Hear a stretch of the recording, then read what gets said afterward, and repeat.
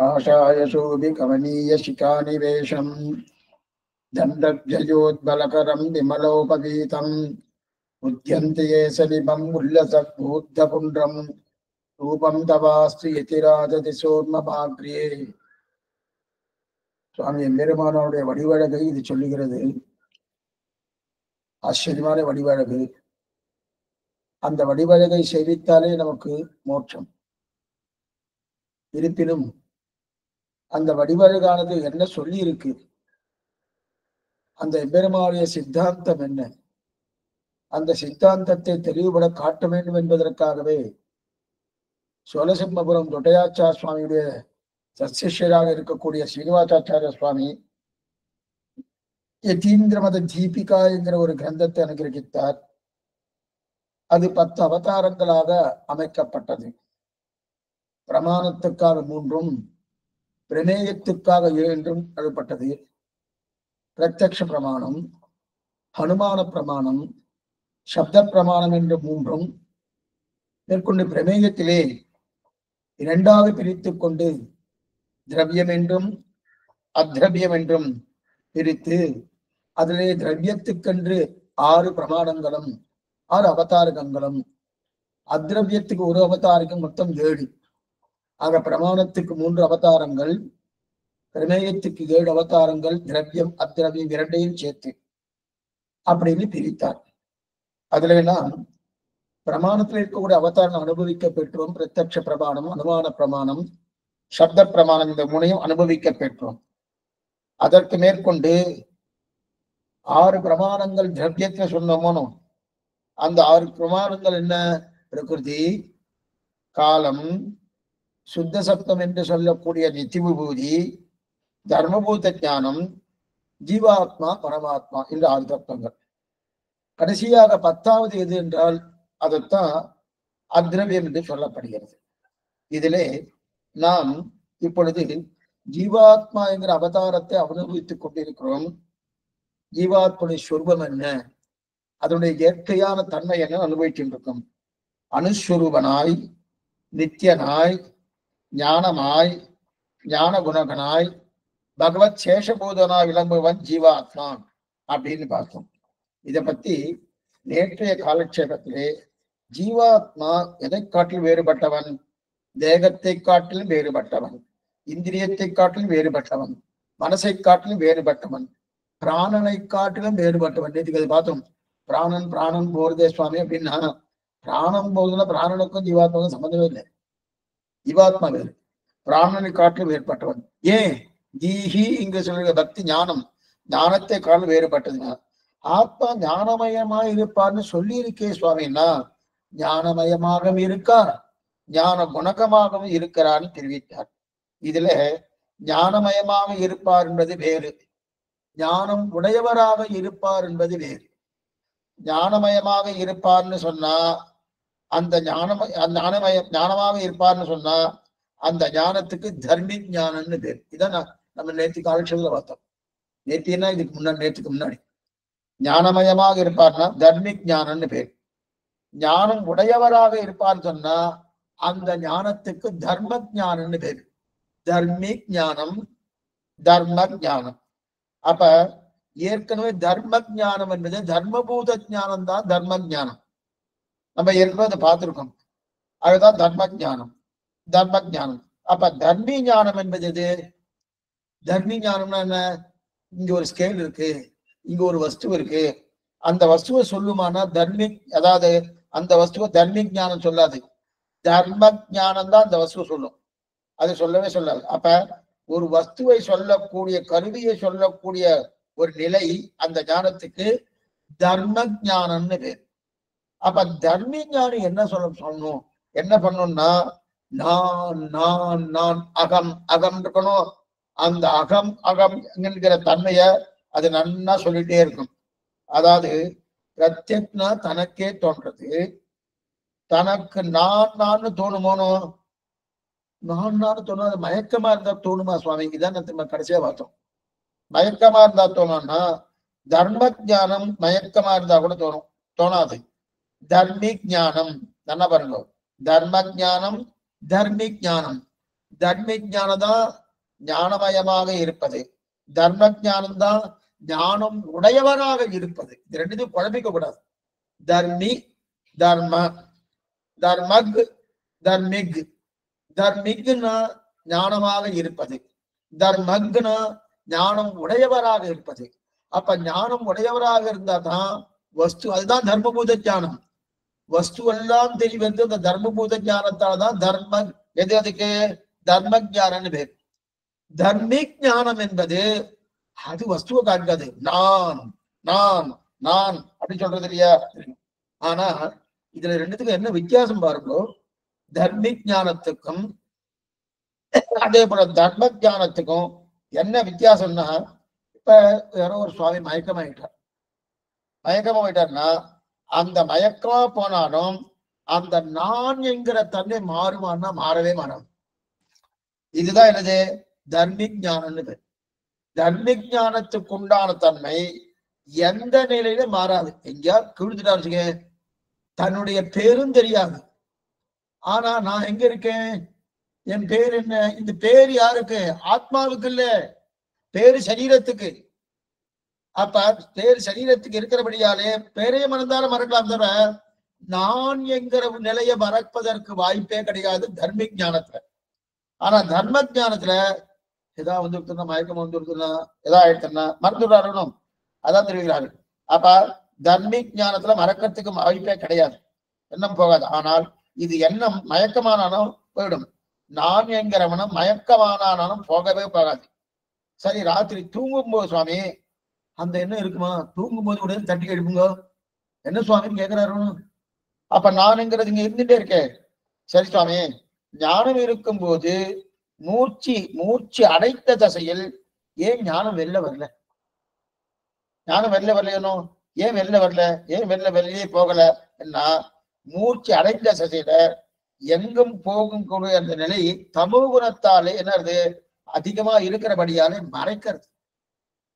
அந்த எந்த ஞானம், தர்ம ஞானம் மறைக்கிறது. ஏன் மறைக்கிறதுனா தமோகுணம் அங்க இருக்கு. இது நம்ம முன்னாடியே பார்த்துருக்கோம். தமோகுணம் அதிகமா இருக்கிறபடியாலே மறைக்கிறது. அதனால் இவனுக்கு ஞானம் வெளியில வரவே இல்லை. அதை போல இங்க மறைக்க முடியாத ஞானம் ஒண்ணு இருக்கு.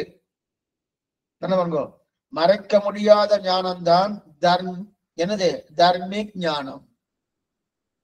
தர்ம ஞானம் மறைக்கலாம். புரியத்துக்காக ஒரு எக்ஸாம்பிள் சொல்றேன். ஏற்கனவே சொன்ன விஷயம்தான், மறந்து இருப்பேன், மறுபடியும் சொல்றேன். இப்ப ஒரு விளக்கு போட்டிருக்கோம், விளக்கு நல்லா வெளிச்சமா இருக்கணும் இருக்கு. அந்த விளக்க மூட முடியுமா, மூட முடியாது. நான் என்ன பண்ணேன், அந்த விளக்குக்கு மேலே ஒரு காகிதத்தை வச்சுட்டேன். ஒரு காகிதத்தை போட்டு மூடினா அந்த விளக்கிலிருந்து வெளியே வரக்கூடிய அந்த பிரகாசம் குறைஞ்சு போயிருதுன்னா அந்த வெளிச்சம் கூடிய அந்த வெளிச்சத்தை தடுக்கலாம். அந்த வெளிச்சத்தை தடுக்க முடியுமே தவிர அந்த விளக்கின் வெளிச்சத்தை தடுக்க முடியாது. அப்படின்னா விளக்குக்குள்ள ஒரு வெளிச்சம் இருக்கணும், அதை தடுக்க முடியுமான்னா அதை தடுக்க முடியாது. எப்படி சுவாமி, அந்த விளக்கை உடைச்சதான் தடுக்க முடியும், விளக்கின் வெளிச்சத்தை தடுக்க முடியாது. விளக்கின் வெளியிலே வரக்கூடிய பிரகாசத்தை தடுக்கலாம். கொஞ்சம் என்ன பண்ணுவோம், விளக்கின் வெளியே வர அந்த பிரகாசம் இருக்கணும், வெளியே வரக்கூடிய பிரகாசம், அந்த பிரகாசத்தை ஒரு காகிதத்தை போட்டு தடுக்கலாம் தவிர விளக்குடைய வெளிச்சத்தை தடுக்க முடியுமா? விளக்குள்ள எரிஞ்சுட்டே இருக்கு. நான் தடுக்கிறேன் பாருன்னா அப்படின்னா உடைச்சாதான் தடுக்க முடியும். அதை உடைச்சா அதை அழிச்சா தடுக்கலாம். ஆனா வேற ஏதாவது வஸ்துவை கொண்டு அதை தடுக்க முடியுமா? தடுக்க முடியுது. ஆனா அதனுடைய பிரகாசத்தை தாராளமா தடுக்கலாம். ஆக விளக்கு இருக்கிற முறையே அதுவே ஒளிவிட்டு கொண்டுதான் இருக்கும். அதே போலதான் இது போல இந்த தர்மிக் ஞானம் என்பது ஒளிவிட்டு கொண்டே இருக்கும். நான் நான் நான் என்கிற தன்மை இருந்துட்டே இருக்கும். அதை அந்த விளக்குடைய வெளிச்சம் இருக்கணும், பிரகாசம் அல்ல. அடிக்க சொல்றது விளக்குக்கு இயற்கையான தன்மை இருக்கணும். அதை என்னால தடுக்க முடியுமானா தடுக்க முடியாது. அதே போல தர்மிக் ஞானத்தை தடுக்க முடியுமானா தடுக்க முடியாது. அது நான் நான் நான் சொல்லியிருக்கோம். அந்த விளக்கை உடைச்சாதான முடியும். அதே போலதான். அப்ப ஆனால் அதிலிருந்து இவருடைய ஒளியை தடுக்க முடியும். அதிலிருந்து வருவது எது? அதுதான் தர்ம ஞானம். புரியுதா? அப்ப ஆத்மாவிலிருந்து பிரகாசமாக வெளிவருவது தர்ம ஞானம். ஆத்மாவே ஞானம் என்று சொல்வது தர்மிக் ஞானம். தர்மிக் ஞானம் ஆக அதுவே ஒளியாக இருக்கு என்றுதான் தர்மிக் ஞானம். அப்ப அந்த தர்ம ஞானத்தை தடுக்க முடியுமே தவிர தர்மிக் ஞானத்தை தடுக்க முடியாது. கொஞ்சம் நல்லா புரிஞ்சுக்கணும். ஆத்மாவுக்கு ஞானம், ஆத்மாவே ஞானம், ஆத்மா ஞானமுடையது, ஆத்மா ஞானமயமாக இருக்கு. ஆத்மாவே ஞானம் இருந்தாச்சுன்னா அதுக்கு தர்மிக் ஞானம் பேரு. ஆத்மா ஞானம் உடையதாக இருக்குன்னா அதுக்கு தர்ம ஞானம்னு பேரு. தர்ம ஞானத்தை தடுக்க முடியும், தர்மிக் ஞானத்தை தடுக்க முடியாதுன்னு சொன்னார். சரி, ஒருவேளை சில சமயம் நல்லா பாருங்க, இன்னொரு எக்ஸாம்ல ஆக நான் எப்போதும் ஏதாவது பண்ணிட்டே இருக்கேன், சில சமயம் நான் இங்கே இருக்கிறேன் அப்படின்னு சில பேர்லாம் கேட்கறா இல்லையா, சில பேர் விழுந்துடுறான். அப்படி வாசல்ல போச்சு ஏதாவது வண்டி தாடி ஏதாவது தண்ணி எடுத்து விழுந்துடுறாலும் விழுந்துட்டாலும் நான் எங்க இருக்கேன்னு கேட்கறா இல்லையா. எங்க இருக்கேன்னு கேட்கறான்னா ஒரு விட பக்கத்துல பார்த்து அவா யாரு இவா யாருன்னு அவளுக்கு சொல்ல தெரியாது. ஆனா நான் எங்க இருக்கேன்னு அது மட்டும் சொல்ல தெரியும். நான் யாரு, நான் எங்க இருக்கேன், நான் யாருன்னா என்ன சுவாமியா, அப்ப அவருக்கு அவரே தனக்கு யாரும் தெரியலையான்னா அதுக்கெல்லாம் தெரியறது. நான் என்கிற சப்தத்துக்கு உண்டான அர்த்தம் தெரியறது. ஆனா என் பெயர் என்ன அதுதான் தெரியுது. அதுதான் அப்பனா அந்த பெயரான ஒரு வஸ்து, ஒரு நிலை சரீரத்துக்கு கொடுக்கப்பட்டதை விட ஆத்மாவுக்கு கிடையாது. அப்ப ஆத்மா எப்பவுமே ஞானமயமாக இருந்துட்டே இருக்கும். அது எப்பவாது மாறுமானா மாறவே மாறாது. ஆனா ஆத்மாவிலிருந்து வெளியில வரக்கூடிய ஞானம் இருக்கு இல்லையா, அது மறையப்படலாம், அது மூடப்படலாம். ஆனா ஆத்மாவே ஆத்மாவுக்கு ஞானம் இருக்கு இல்லையா, ஆத்மாவே ஞானம், அந்த ஞானத்தை மூட முடியுமா? மூட முடியாது. எது போல விளக்கு இருக்கு, விளக்கு எரிஞ்சின்னு இருக்கு, அந்த விளக்கு எரிஞ்சின்னு இருக்கிற அந்த விளக்கு எரியிற விளக்குடைய அந்த அந்த ஒளியை மர தடுக்க முடியுமா? தடுக்க முடியாது. அதனுடைய பிரகாசத்தை தடுக்கலாம். காகிதத்தை போட்டு இதை கையை கட்டியோ இதை தடுக்கலாமோ அதான் தெரிவிக்கிறேன்.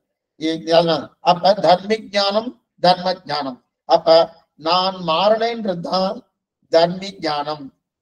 இது சொல்லி கொடுத்து வர்றதானா கிடையாது, சொல்லி கொடுத்து வர்றதானா வரவே கிடையாது. நான் எங்க இருக்கேன் யாராலும் உடனே ஏற்றுறான்.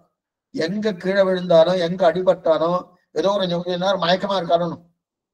சரி சுவாமி, மயக்கமா இருக்கும் போதான் எனக்கு ஒண்ணுமே தெரியலையா, அப்ப நான் அங்க தமோகுணம் சூடி இருக்குன்னு வெளியே சொல்லிட்டேன். தமோகுணம் சூடிக்கொண்டு இருக்கிறபடியாரே அவளுக்கு அது தெரியறதே கிடையாது. அது விளைவிடுத்துன்னு வச்சுக்கோங்க. அதுக்கப்புறம் நான் எங்க இருக்கேன்னு கேட்கறா இல்லையா. இந்த ஆழ்வார் பாசமே இன்னைக்கு பார்த்தோம். யானே என்னை அறியகிலாதே, யானே எந்தனதே என்றிருந்தே, யானே நீ என் உடமையும் நீயே, வானே எத்தும் எம் வானவரேன்னு தெரிவிக்கிறாரியா. இவர் என்ன சொன்னாலும் அதுல ஒன்று மட்டும் மாறவே மாறாது. எது பண்ணாலும் நான் என்கிற தன்மை மாறுமானா மாறவே மாறாது. நான் அது மாறல. ஆனா அதுதான் அந்த மாறாம இருக்கக்கூடிய ஞானம் தான் தர்மிக் ஞானம். இந்த தர்மிக் ஞானம் சொல்லி கொடுத்து வருதா? இல்ல, அது இயற்கையா இருக்கு. ஆனா தர்மிக் ஞானம் தான் சொரூபம். மற்றவையெல்லாம் தெரியாமல் போகலாம், நான் என்பது தெரியாமல் போகவே போகாது. என்ன புரிஞ்சுக்கும். அப்பனா ஆத்மஸ்வரூபம் என்னைக்கும் தெரிஞ்சுட்டே இருக்கும், தெரியாமல் போகவே போகாது. என் பெயரை மறக்கலாம், ஏன்னா நான் யாரு அப்படின்னு கேட்கிறாரணும். அப்ப நான் யாருன்றது தன்னை பத்தி தெரியலன்னு அர்த்தம். தன்னை பத்தின இந்த இடத்துல என்ன அர்த்தம் எடுத்துக்கணும்னா தன் சரீரத்தை பத்தின அர்த்தம். தன்னை பத்தினா அப்படின்னா ஆத்மாவை பத்தினா, ஆத்மாவை பத்தி தான் சொல்லிட்டாரு, நான் சொல்லிட்டாரு. அப்ப நான் என்கிற தன்மை நன்னா புரியுறது. நான் எடுத்துக்கொண்ட சரீரம் எது என்னது அதுதான் தெரியல. அதுதான் நான் யாரு நான். அதனாலதான் சொன்னேன் பெயரையும் மறக்கலாம். ஏன்னா பெயர் வந்து சரீரத்துக்கு கொடுத்த பெயர், அந்த சரீரம் என்னுடையது. ஆனா என்னுடையாத எதையும் மறந்தால் தர்மபூத ஞானம், தர்ம ஞானம் பழுதுபட்டிருக்குன்னு அர்த்தம். என்னுடையதாக எதையாவது வந்துட்டு வச்சுக்க, என்னுடைய சரீரத்தையோ என்னுடைய பந்துக்களையோ என்னுடைய வஸ்துக்களையோ எதை மறந்தாலும் தர்ம ஞானம் பழுதுபட்டு இருக்குன்னு அர்த்தம். நான் என்பது எப்பவும் மறக்கவே மறக்காது. நான் என்பது மறக்காம இருக்கும். அது தர்ம ஞானம். அந்த தர்ம ஞானம் தான் பழுதுபடாது, எப்பவுமே பழுதுபடாது. தர்ம ஞானம் என்றாலே ஸ்வஸ்மை பிரகாசம் பிரத்யக்காக இருக்கும். என்ன புரிஞ்சுக்கோ, தர்மிக் ஞானம்னாலே ஸ்வஸ்மை பிரகாசம் அப்படின்னா பிரத்யக்காக இருக்கும். தர்ம ஞானம் இருந்தால் ஸ்வயம் பிரகாசம், மற்றொன்றை காட்டி கொடுப்பது தர்ம ஞானம், தன்னையே காட்டி கொடுப்பது தர்மிக் ஞானம். நிறைய ஒவ்வொன்றும் மாத்தி மாத்தி சொல்லிட்டு இருக்கேன். ஆனா ஒன்னும் குழப்பமே கிடையாது. ஒண்ணும் இல்லை சுவாமி. இப்போ தெளிவா ஒண்ணு சொல்லிடுறேன். என்னை பத்தி நான் என்னை பத்தி என்னன்னா ஆத்மா பத்தி தெரிஞ்சுட்டா தர்ம ஞானம். ஆத்மாவால மத்தொன்னு தெரிஞ்சுக்கிறவனும் அதுக்கு என்ன பண்ண சாரி தர்மிக் ஞானம். அதுக்கு மேல இன்னொன்னு மத்ததை பத்தி தெரிஞ்சுக்கிறோம், அதுக்கு வந்து தர்ம ஞானம் பேரு. தர்மிக் ஞானம்னா ஸ்வஸ்மை பிரகாசம் பிரத்யக்காக இருக்கும். அதே தர்ம ஞானம்னா ஸ்வயம் பிரகாசம், மற்றொன்றை காட்டி கொடுப்பதே ஸ்வயம் பிரகாசம், அது தர்ம ஞானம். என்னையே தெரிந்து கொள்வது தர்மி ஞானம், அது ஸ்வஸ்மை பிரகாசம். ஆக தர்மபூத ஞானம் உடையவராக ஆத்மா இருப்பார். இவர்தான் ஞானமயமாக இருப்பார். ஆனா தர்ம ஞானமும் இவரே, அதே போல தர்மிக் ஞானமும் இவரே. ஆனால் தர்ம ஞானமும் இவரும் ஒன்று கிடையாது. என்ன புரிஞ்சுக்கோ, தர்ம ஞானமும் இவரும் ஒன்று கிடையாது. அப்படின்னா தேகத்தை காட்டிலும் வேறுபட்டவர், இந்திரியத்தை காட்டிலும் வேறுபட்டவர், மனசை காட்டிலும் வேறுபட்டவர், பிராணனை காட்டிலும் வேறுபட்டவர். அதே வந்து இன்னொன்னு ஞானம், இது இத்தனையை காட்டிலும் வேறுபட்டவராக இருப்பார். சரி சுவாமி, இந்த ஜீவன் அணுவாக இருக்கார், அணுவாக இருக்கார், மிகச் சிறியவராக இருப்பார். இவர் அணுவா? நான் எவ்வளவு பெரியவனா இருக்கேன், 6 அடி இருக்கு, ஒருத்தர் 5 அடி இருக்கா, ஒருத்தர் 8 அடி இருக்கா, ராமன் 8 அடியா அப்படி இருக்க செய்தே. அப்ப அவர் அணுவானா? ராமன் வேற விஷயம். இப்ப 8 அடியா இருக்கிறாரு அணுவான்னா அவரும் அணுவதான். அணுவா இருந்தா இது ஒரு சந்தேகம் வரும். சௌபரி 50 சரீரம் எடுத்துட்டார், 50 சரீரமும் அவருக்கு நல்லா வேலை செஞ்சுட்டு இருக்குது. அப்ப அவர் அணுவா இருந்தா எப்படி சொன்னா 50 சரீரம் எடுக்க முடியும்? பின்னாடி பார்ப்பேன். இதுக்கு நீங்க ஞாபகத்துல வச்சுட்டு இருக்கோ, இந்த கேள்வி அப்படியே வச்சுருக்கோ, பின்னாடி சொல்றேன். அப்ப 50 சரீரம் இருக்கணும். அப்ப ஆத்மா எவ்வளவு பெரியவரா இருந்தான்னா அவ்வளவு பெரியவா சரீரம் இருக்கும் இல்லையா? புரியறதுக்காக இவ்வளவு பெரிய சரீரம், இவ்வளவு பெரிய ஆத்மாவா இருந்தாதான் இந்த சரீரத்தை தூக்கணும். சரீரத்தை தூக்கணும்னாலே அதுக்கு தகுந்த ஏன்னா ஆத்மா தானே சரீரத்தை தாங்கிறது. அதனால நம்ம பார்த்திருக்கோம், ஆத்மா சரீரத்தை தாங்கிறதுனா துணுண்டா இருந்தா எப்படி என்னமா சுவாமி தாங்கும்? அப்ப சரீரம் எந்த அளவோ அந்த அளவுக்கு ஆத்மா இருக்கணும். இது ஒரு சாதாரண கருத்து. யானையின் ஆத்மா யானையின் அளவு பெரிதா இருக்கும், பூனையின் ஆத்மா பூனை அளவு பெரிதா இருக்கும், பெரிதான அந்த அளவுக்கு சிறியதா இருக்கும். அதனால ஆத்மா எந்த சரீரத்தை எடுத்துக்கொள்கிறதோ அந்த சரீரத்தின் அளவு ஆத்மா இருக்கும். இது ஜெயின மதத்தின் கொள்கை. இது வரைக்கும் நம்ம பார்த்தது தர்மிக் ஞானம், தர்ம ஞானம். தர்மிக் ஞானம் என்பது எது? அது என்னைக்கும் பழுது ஆகவே ஆகாது. நான் சொல்லியிருக்கோம். அதே தர்ம ஞானம் என்பது பழுதாகலாம், தமோ குணத்தாலே பழுதாகலாம், அல்லது மயக்கத்தாலே பழுதாகலாம், அல்லது வேற ஏதாவது கர்மத்தாலே பழுதாகலாம். இது தர்ம ஞானம் பேர். இது வரைக்கும் பார்த்துக்கணும். அதுக்கு மேலே தேகத்தை காட்டிலும், இந்திரத்தை காட்டிலும், மனசை காட்டிலும், பிராணனை காட்டிலும், ஞானத்தை காட்டிலும் வேறுபட்டது ஆத்மா அப்படின்னு தெரியாச்சு. சரி, இது விபுவா அணுவான அணுதான். ஆனா இது ஒவ்வொரு ஜந்துக்கு தகுந்தா போல அந்த அளவுக்கு ஆத்மா பெரியதாக இருக்கும். யான ஆத்மானா யான அளவு இருக்கும், பூன ஆத்மானா பூன அளவு சிறியதா இருக்குன்றது ஜைன மதம். ஆனா இந்த மாதிரி ஜைன மதம் சொல்லி தோணும், இதுல ஒரு பொருந்தாம வருது. என்ன பொருந்தாமன்னா, இந்த இந்த பிறவியில இந்த புரியத்துக்காக இப்ப பூனை இந்த பிறவியில பூனையா இருக்கு, இந்த பூனை இந்த அடுத்த பிறவிலேயே அந்த பூனையை யானையா பறக்கிறோம்னா இப்ப ஆத்மா பெருகணும். ஏன்னா பூனையின் ஆத்மா பூனை அளவு சிறியதா இருக்கும் ஜெயின மதம் சொல்றது, யானையின் ஆத்மா யானை அளவுக்கு பெரியதா இருக்கும் அப்படின்னு ஜெயின மதம் சொல்றது. இப்ப இந்த ஜென்மால பூனையா பறந்துட்டு இந்த இந்த ஆத்மா இப்ப பூனை அளவு பெரிதா இருக்கு வச்சுக்க. அதே அடுத்த ஜென்மாவில அந்த பூனை ஆத்மாவை என்ன பண்ணுதுன்னா யானையா பறக்கிறது. அப்ப யானை அளவுக்கு பெரிதா மாறணும் ஒண்ணும். அப்ப ஆத்மாவுக்கு விகாரம் நம்ம ஒத்துக்கணும்.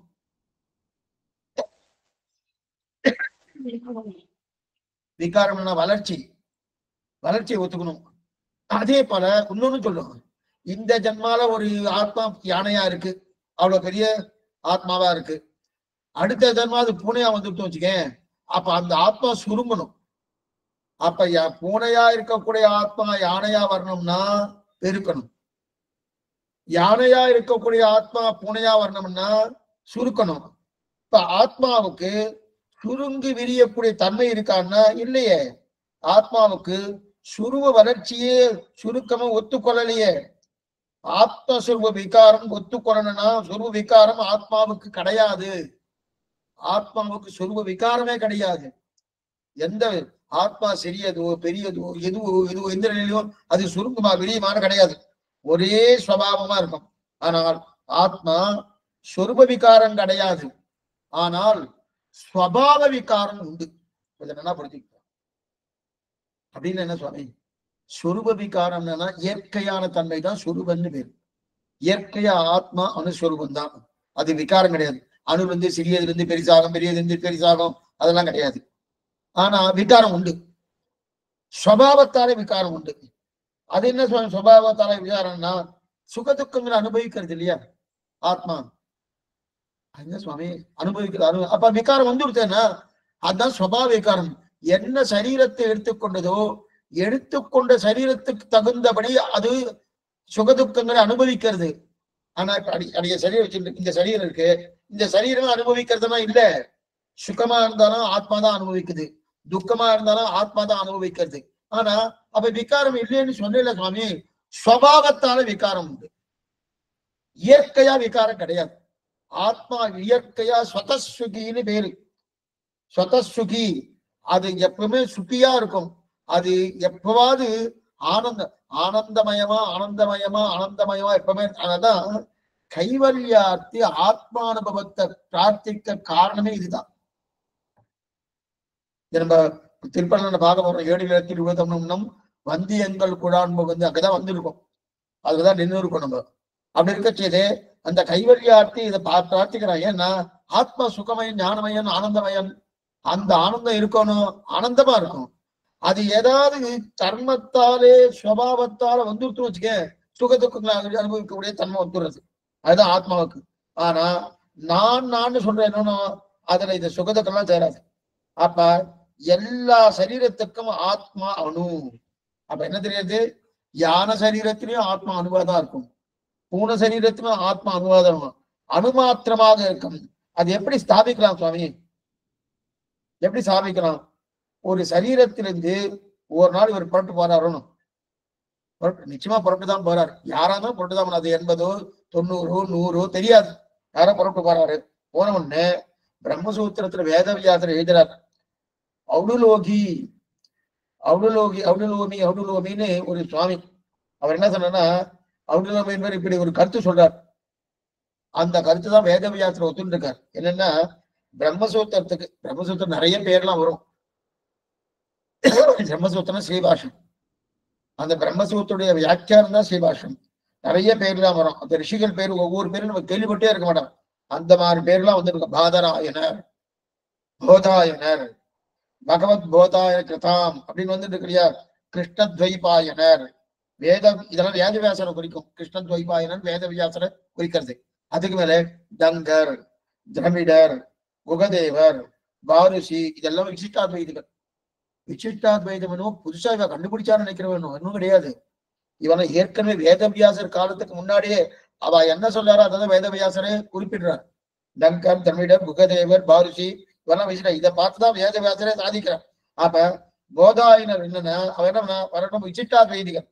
அப்ப அவுடுலோமி இதை சொல்றாரு. என்ன சொல்றாருன்னா இந்த ஜீவன் புறப்படும் போது சரீரத்தை இங்கே விட்டுட்டு போறாரோனும், இங்கே தள்ளி விட்டு புறப்பட வரணும். இதை எங்க எடுத்திருக்காருன்னா சேர்த்தே சொல்லிடுறேன்.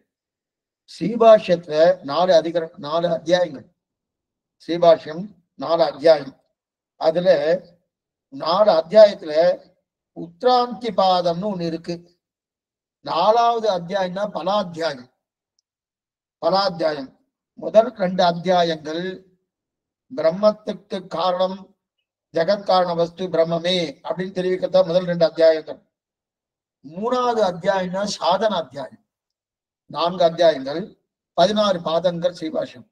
அப்படி இருக்கச்சு அப்ப 3வது அத்தியாயம் தான் சாதனா அத்தியாயம். 4வது அத்தியாயம் தான் என்னது? பிரம்மமே பிராப்தியம், பிரம்மமே புருஷார்த்தம். இந்த சொல்லுது படத்தை அடையணும்னா இந்த ஜீவன் கிளம்பணும். அந்த கிளம்பக்கூடிய ஒரு தலையை தான் உக்ராந்தி பாதம்னு பாதம். அந்த பாதம் சொல்றது அதைத்தான் ஔடுலோமி சொல்றாரு. ஔடுலோமி சொல்றாரு. அங்க எப்படி போறதுன்னா அவர் அங்கேயே எடுத்திருக்காரு. அர்ச்சனாதி மார்க்கத்துல போறதுன்னு பிரம்மசூத்திரத்திலே இருக்கு. நாம ஏதோ புதுசா ஏதோ பண்ணிட்டு இருக்கோம்னு நினைக்க வேண்டாம். பிரம்மசூத்திர அர்ச்சனாதி மாதம் இருக்கு. எப்படி போறது? சூரிய கிரணம், சூரிய ரஷ்மின்னு பேரு. அந்த ரஷ்மி அதுல உட்கார்ந்துட்டு அதிவேகமா கிளம்பி போறாரோ, கிளம்பி போச்சு அர்ச்சராஜி மார்க்கத்தை சேவை கண்ட போறான்னு சொல்லியிருக்கு. இப்ப இதே இந்த ஜீவாத்மா விபுவா இருந்துட்டு வச்சுக்கேன். ஏன்னா யான ஆத்மானா யானவளவு இருக்கும், பூர்ண ஆத்மான பூர்ணவளவு குறைஞ்சு இருக்குன்னு அந்த மாதிரி இருக்குன்னு வச்சுருவோம். இருக்குன்னு இருந்துச்சுன்னா எதுக்காக சொல்றேன்னா ஆத்மானு சொல்வன் தான், விபு கிடையாது. ஒருவேளை அது விபுவா இருந்துச்சுன்னா சூரிய ரஷ்மி இருக்கு இல்லையா, சூரிய ரஷ்மியை வாகனமாக கொண்டுதான் போறது. சூரிய ரஷ்மியை வாகனமாக கொண்டுதான் போறது. அப்ப விபுவா இருந்துச்சுன்னா இந்த பிரயாணமே பொருந்தாது. எப்படி போகும்? சூரிய ரஷ்மியில பொருந்துமான பொருந்தாது. விபுன்னா எல்லா இடத்துலயும் வியாபித்து இருக்கணும். விஸ்வம் விஸ்வம் வசத்காரா பூத பவ்ய எல்லா இடத்துலயும் வியாபித்து இருக்கணும். வியாபித்து இருக்கணும்னா அப்ப சரீரத்தை விட்டு கிளம்பணும்னு சொல்ல முடியும்னா சொல்ல முடியாது. எப்படி சொல்ல முடியும்? பிரியத்துக்காக இப்ப இந்த ஒன்று கிளம்ப இந்த மண்டபம் முழுக்க அடையனே இருக்கேன் இல்ல பேச்சு வச்சுக்கோ. அப்ப இந்த மண்டபத்துல இங்க இருந்து அங்க போக முடியும்னா போக முடியாது, அங்கேதான் இருந்தாகணும். அப்ப மண்டபம் முழுக்க இருக்க என்னன்னா எப்படி பிரயாணிக்க? விபுவா இருந்தாலே, விபு சொரூபமா இருந்தா பிரயாணமே பொருந்தாது. என்ன பண்ணுங்க? ஆத்மா விபு வந்த அணு விபுவா எங்க பறந்து இருக்கக்கூடிய தன்மை எல்லா இடத்துலயும் இருக்கிற சுவாமி. எப்படி பிரயாணம் பண்ண முடியும்? சுவாமி நீங்க டெல்லிக்கு போயிட்டு வரல, டெல்லியிலேயே இருக்கு. நீங்க கல்கத்தா வரையில, கல்கத்தாலே இருக்கு. நீங்க சென்னையில வரையில, சென்னையிலே இருக்கு. அதுதான் விபு. அப்ப விபுவா இருந்தா பிரயாணம் பண்ண முடியுமா? பிரயாணம் ஆனா பிரயாணம் இருக்குன்னு சொல்லி இருக்கு. பிரயாணம் இருக்குன்னு இங்க சூரிய ரஷ்மி, சூரிய ஒளிக்கதிர்களை வாகனமாக கொண்டு இந்த ஆத்மா பிரயாணிக்கிறது சொல்லியிருக்கு இல்லையா? இது யாரு? ஔடுலோமி சொல்றாரு, சொல்லியிருக்கு இல்லையா? அப்ப அந்த மாதிரி பிரயாணம் போயிருக்குன்னா விபுவா இருந்தா பிரயாணம் சொல்ல முடியுமான்னு சொல்ல முடியாது, சொல்ல முடியாது இல்லையா? அதனால பிரயாணம் பண்ண முடியும்னா உபனிஷத்து இந்த ஜீவாத்மா அணு என்றுதான் சொல்லியிருக்கு. அதனால இந்த ஜீவாத்மா அணுஸ்வரூபம் தானே, விபு கிடையாது. இந்த ஜீவாத்மா அணுஸ்வரூபம் ஆக பிரமாணம் இருக்கு. அதான் ஆக எங்க எடுத்துறாரு? உக்ராந்தி பாதம். அந்த உக்ராந்தி பாதத்துல காணப்படுகிறது அப்படின்னு தெரிவிக்கிறார். சரி சுவாமி, இந்த ஜீவன் அணுவாக இருக்கும்போது ஒரே சமயத்துல பல சரீரத்தை அனுபவிக்கிறாரு. இது முடிஞ்சிருச்சு. இது வரைக்கும் நம்ம என்ன பார்த்தோம்? முதல்ல ஆத்மா எப்படிப்பட்டது, என்னென்ன நிலையில பார்த்துக்கோம். தேகத்தை காட்டு வேறுபட்டவன், இந்திரியத்தை காட்டு வேறுபட்டவன், மனசை காட்டு வேறுபட்டவன், பிராணனை காட்டு வேறுபட்டவன், ஞானத்தை காட்டு வேறுபட்டவன் பார்த்தோம். அதற்கு மேற்கொண்டு இந்த ஆத்மா விபு, எங்கும் பறந்து இருக்கக்கூடிய தன்மை உண்டுன்னா கிடையாது. அப்ப பறந்து இருக்கக்கூடிய தன்மை இல்லைன்னா அப்ப அது அணுவா? அணுதான். ஏன் அணுன்னு சொல்றோம்?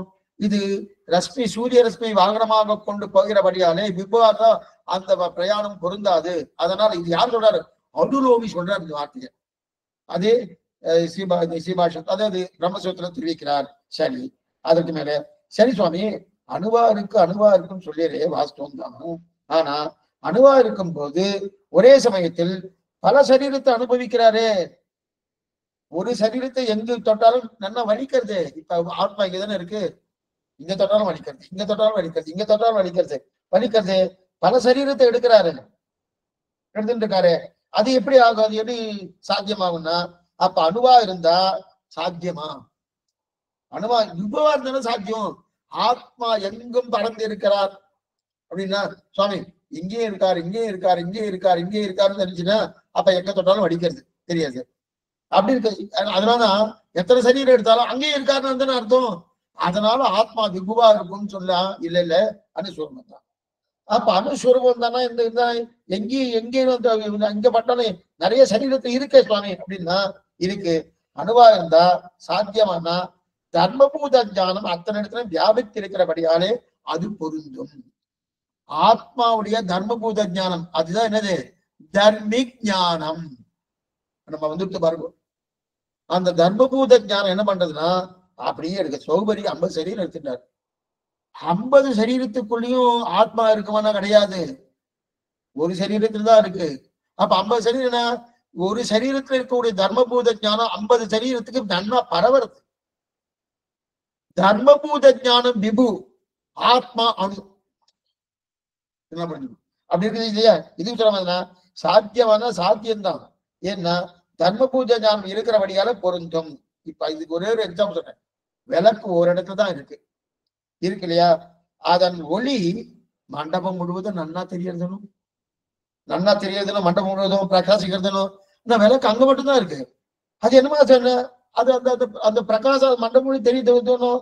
அதே போல ஆத்மா ஓரிடத்தில் இருந்தாலும் அதனுடைய தர்மபூத ஞானம் எல்லா இடத்துலயும் இருக்கும்.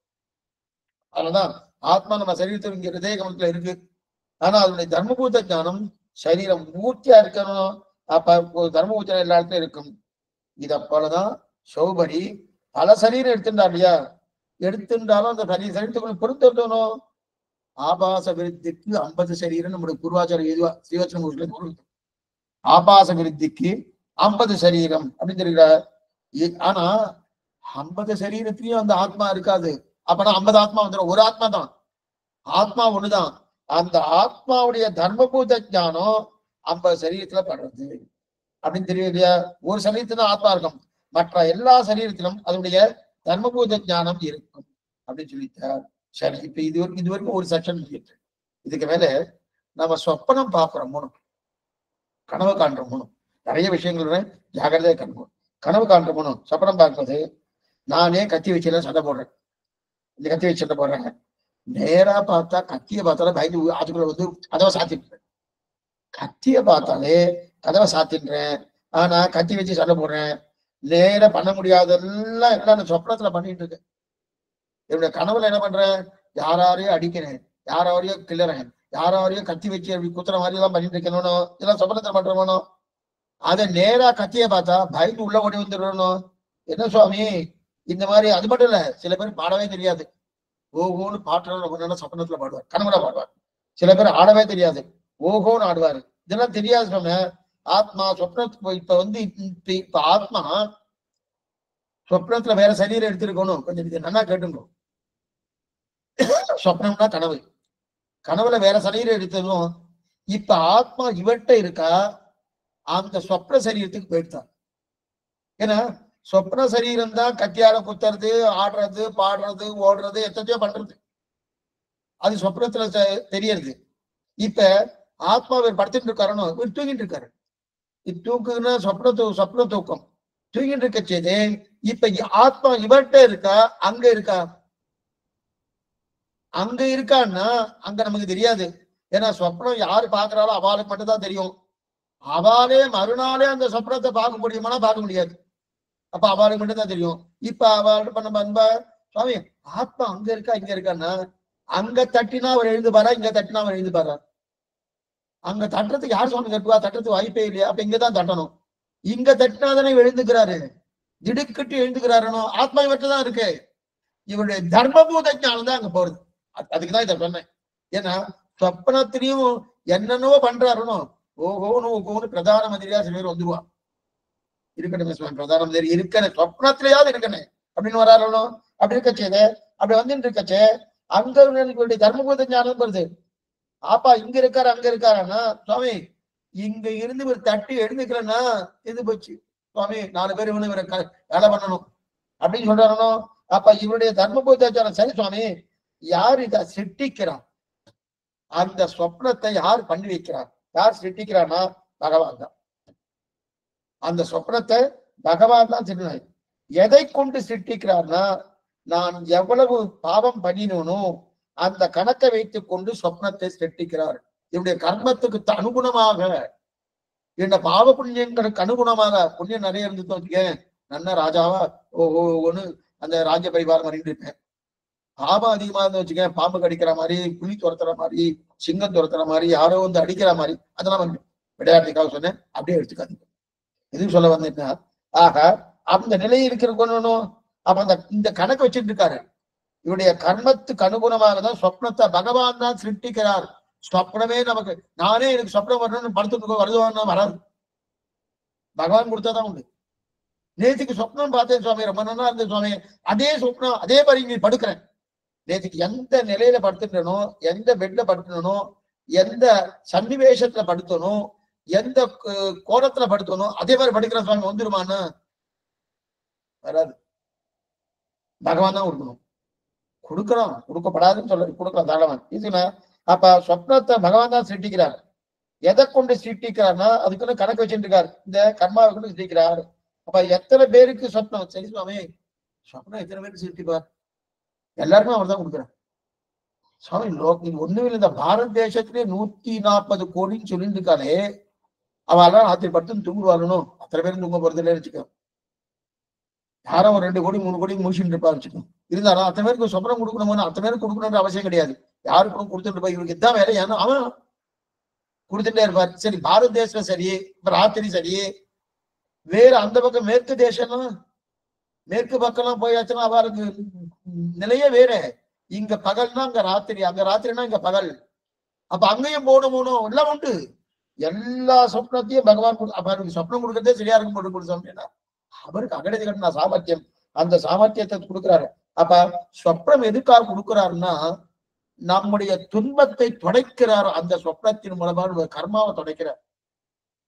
ஏன்னா சொப்னத்தின் மூலமா ஒரு புலி துரத்துன்னு வச்சுக்கேன், நான் என்னுடைய கர்மாவை தொடைப்பதற்கு, கர்மாவை தொலைப்பதற்கு ஏதாவது பிரயத்தனம் பண்ணா ஒரு பிரயத்தனம் அல்ல. பகவான் தன்னுடைய பிரயத்தனத்தால சொப்னத்துல எனக்கு பயத்தை கொடுக்கிறார். அந்த பயத்தால இந்த கர்மா தொலையுது. அப்ப இந்த சொப்னத்தை கொடுக்கறதும் பகவான் தான். பகவான் தான்.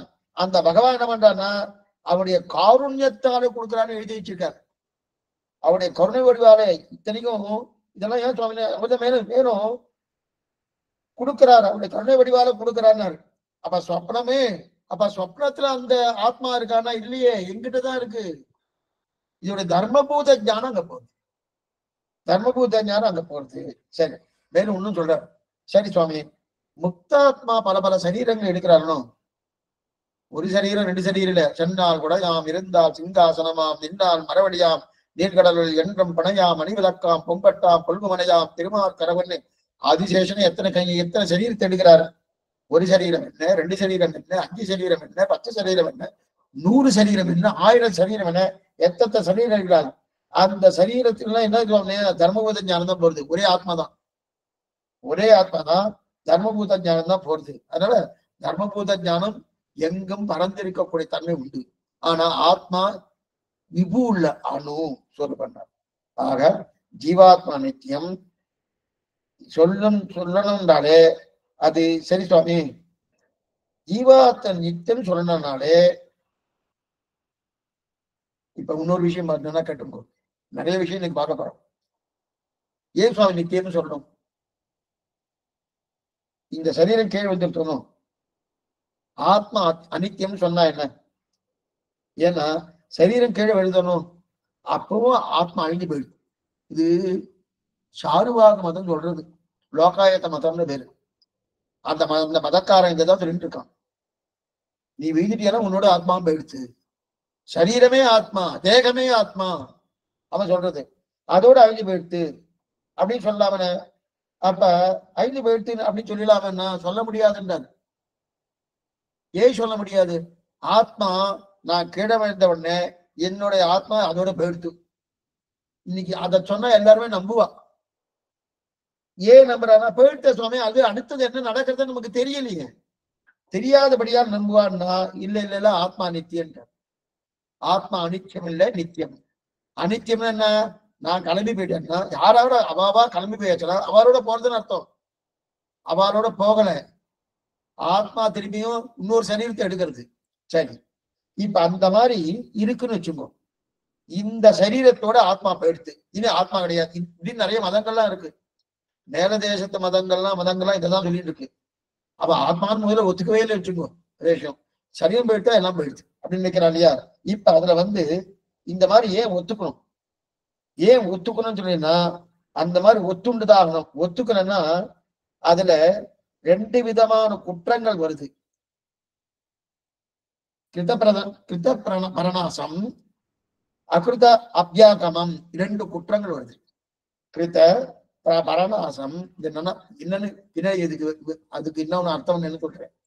கிருத பரணாசம், அதே போல அகிருத அபியாகமம், இந்த 2 குற்றங்கள் வருதுங்க. கிருத பரணாசம் இந்த மாதிரிதான் எழுதிடுவா, இந்த மாதிரிதான் எழுதிடுவா புத்தகத்தை பார்த்துல. ஆனா அதெல்லாம் நம்ம ஒரு காலட்சேப அதிகாரி கேட்டுனா இதுக்கு என்ன அர்த்தம் என்னன்னு தெரிஞ்சுக்கலாம். இருக்கட்டும். இந்த கிருதபராமை வராமைக்காக, கிருத பரணாசம் வராமைக்காகவும் அகிருத அபியாகமம் வராமைக்காகவும் ஆத்மா நித்தியன் ஒத்துண்டுதான் ஆகணும்னு எழுதுறார். என்ன சுவாமி அப்படின்னா, இப்ப நான் ஏதோ புண்ணியம் எல்லாம் சேர்த்திருக்கேன், ஏதோ பாவம் எல்லாம் சேர்த்திருக்கேன். இப்ப புண்ணியமோ பாபமோ சேர்த்தணும், இதெல்லாம் ஆத்மா போயிடுத்தேன்னா அதோட போயிடுவோம், அதோட போயிடுது. அப்ப தேகத்தை காட்டிலும் வேறுபட்டது ஆத்மா அப்படின்னா அதோட வந்துட்டு இருக்கும். தேகத்தை காட்டிலும் வேறுபட்டதல்ல ஆத்மா, தேகம் போயிடுச்சு ஆத்மா போயிடுச்சு அப்படின்னா அப்ப அந்த நாம் பண்ணின புண்ணியமோ நாம் பண்ணின பாவமோ அனுபவிப்பதற்கு வழியே இல்லை. அடுத்த ஜென்மா எடுத்து அனுபவிக்கணுமோனோ ஆத்மா தான் இல்லையே, இதோட ஆத்மா போயிடுச்சு. ஆத்மா இருந்தா தானே சுவாமி அனுபவிக்கிறதுக்கு, ஆத்மா தான் இல்லையே, இதோட ஆத்மா போயிடுச்சணும், அப்ப அனுபவத்துக்கு இல்லையேனோ. அப்ப ஆத்மா இன்னொரு சரீரத்தை எடுத்துக்கொண்டாதான் அந்த பலத்தை அனுபவிக்க முடியும். ஆத்மா போயிடுச்சுன்னு வச்சுக்கோ,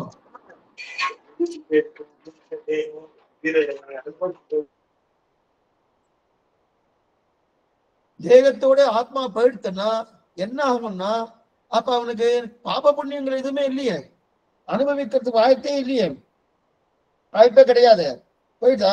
அதுதான் கிருதாபரணாசம்னு பேரு.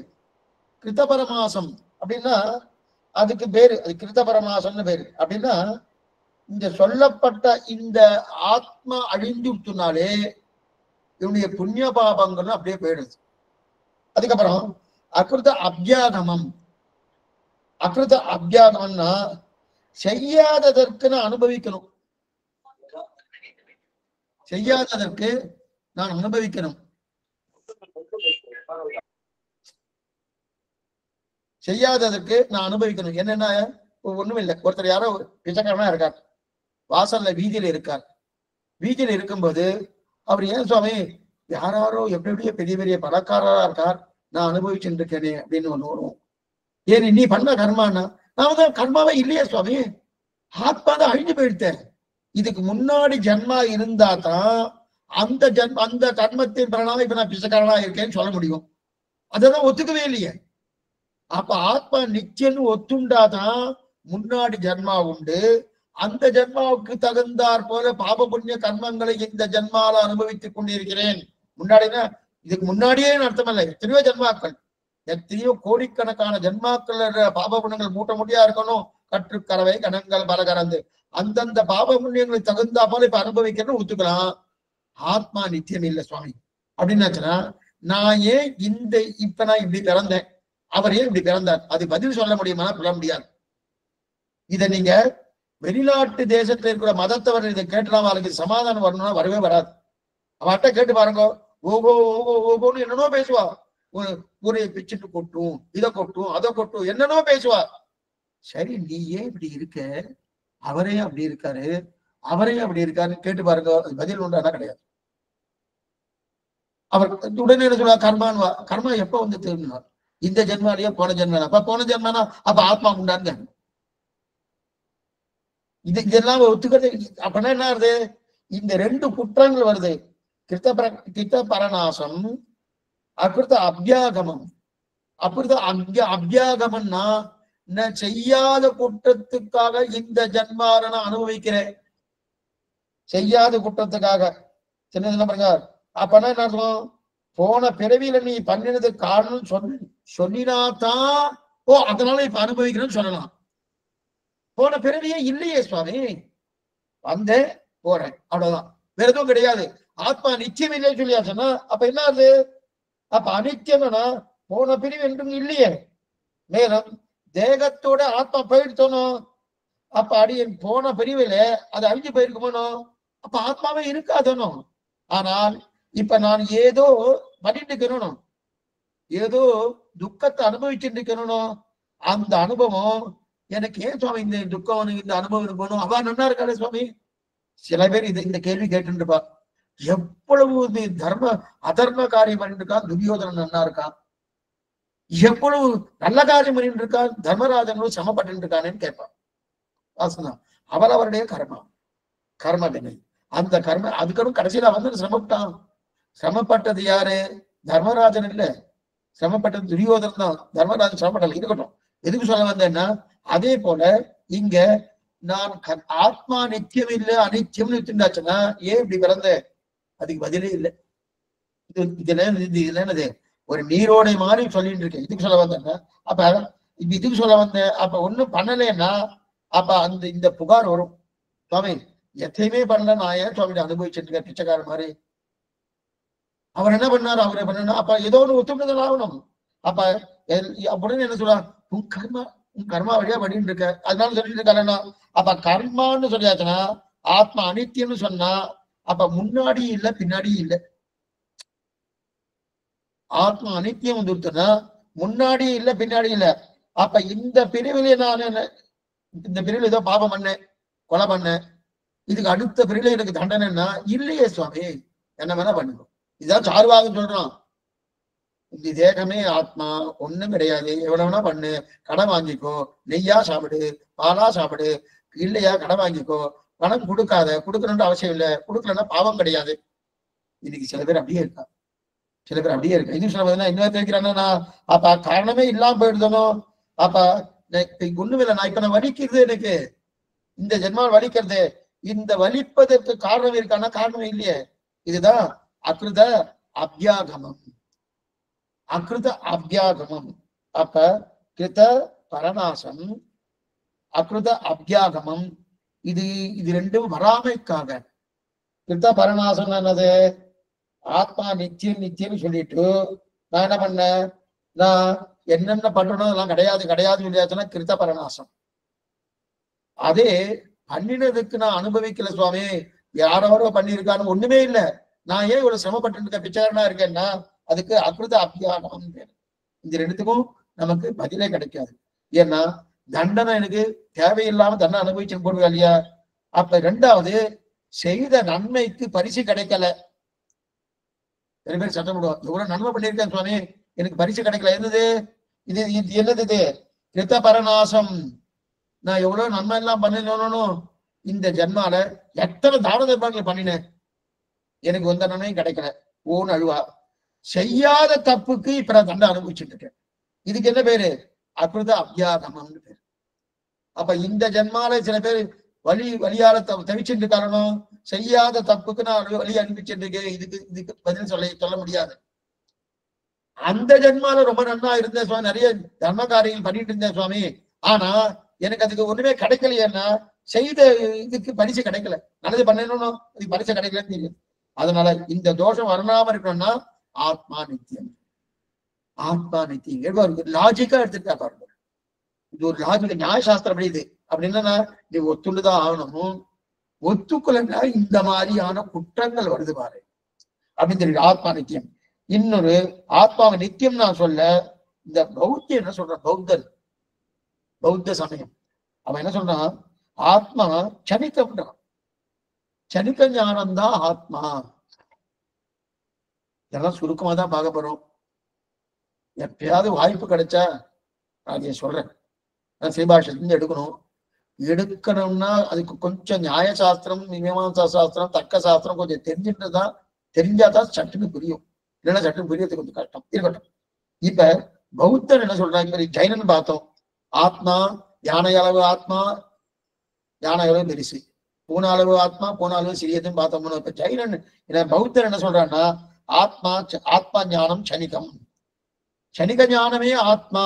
அப்படின்னா ஒரு வினாடி இருக்கக்கூடிய ஞானம் அடுத்த வினாடி அது கிடையாது. ஒரு வினாடி இருக்கக்கூடிய ஞானம் அடுத்த வினாடி அது இருக்க கிடையாது. அடுத்த வினாடி இருக்கக்கூடிய புரியத்துக்காக ஒரு நிமிஷம், இப்ப ஒரு நிமிஷம் பேசினேன், என்னன்னா இந்த பேச்சு அடுத்த நிமிஷம் பேசும்போது இந்த பேச்சு இருக்காது, வேற பேச்சு வந்துடும். அதுக்கு அடுத்த நிமிஷம் வேற பேச்சு வந்துடும், அதுக்கு அடுத்த நிமிஷம் வேற பேச்சு வந்துடும். அப்ப என்னதான் சனிக்க விஜயானவாதம்னு பேரு பௌத்தம். 4 சிஷ்யாவாருக்கு, அந்த 4 சிஷ்யாவில் தான் சொல்றாங்க சனிக்க விஜயானவாதம், சனிக்க ஞானம் ஆத்மான்னு இருக்கிறாரு. அடுத்த வினாடி அதுக்கு போயிட்டே இருக்கும் இல்லையா? அப்ப அந்த ஞானம் கிடையாதுன்றது. ஞானம் மாறிண்டே இருக்கும், மாறிக்கொண்டே இருப்பதுதான் ஆத்மா. ஆத்மா ஒரே ஞானமா இருக்காது. இந்த நிமிஷம் ஒரு ஞானம் இருக்கும், அது உடனே மாறிடும். அடுத்த நிமிஷம் இன்னொரு ஞானம் இருக்கும், அடுத்த நிமிஷம் மாறும், அடுத்த நிமிஷம் இன்னொரு ஞானம் இருக்கும், அடுத்த நிமிஷம் ஞானம்.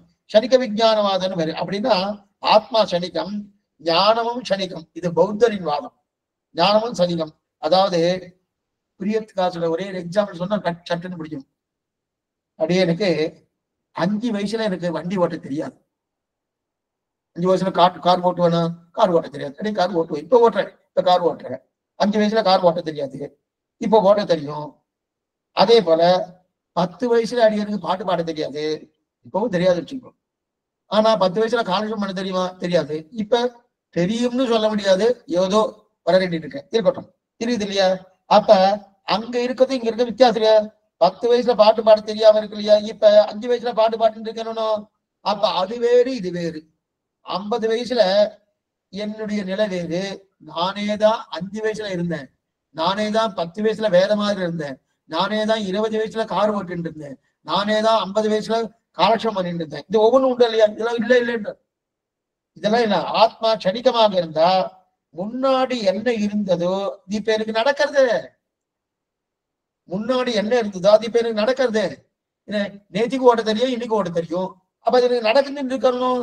அப்ப நடந்துட்டு இருக்கிறதுல ஞானம் சனிக்கன்னா, ஆத்மா சனிகமா இருந்தா அப்ப முன்னாடி இது நடந்தது, முன்னாடி இது நடந்ததுன்னு இருக்கு இல்லையா?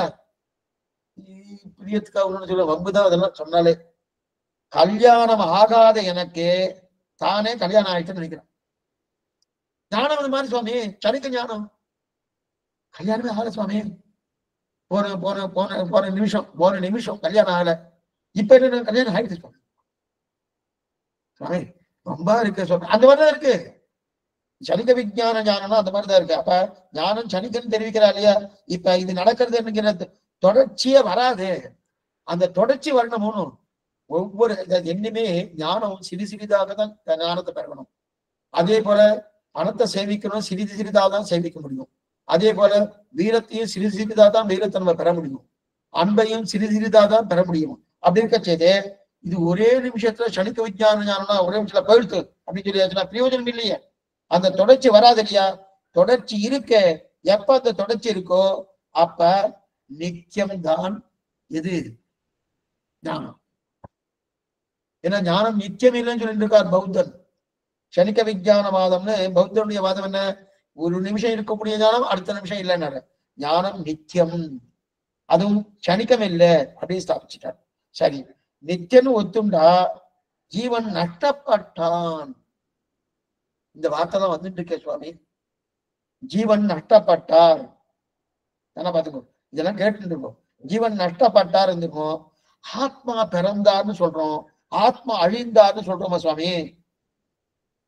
இதெல்லாம் எப்படி சுவாமி? ஜீவாத்மா நஷ்டப்பட்டார் என்ன நீங்க என்ன சொன்னீங்க? சொரூபத்தால விகாரம் கிடையாது சொன்னோம். இப்ப ஜீவாத்மா நஷ்டப்பட்டார்னு சொல்றோம். ஜீவாத்மா நஷ்டப்பட்டார், அதுவேல ஜீவாத்மா பிறந்தார், ஜீவாத்மா அழிந்தார் அப்படின்னு சொல்றோமா?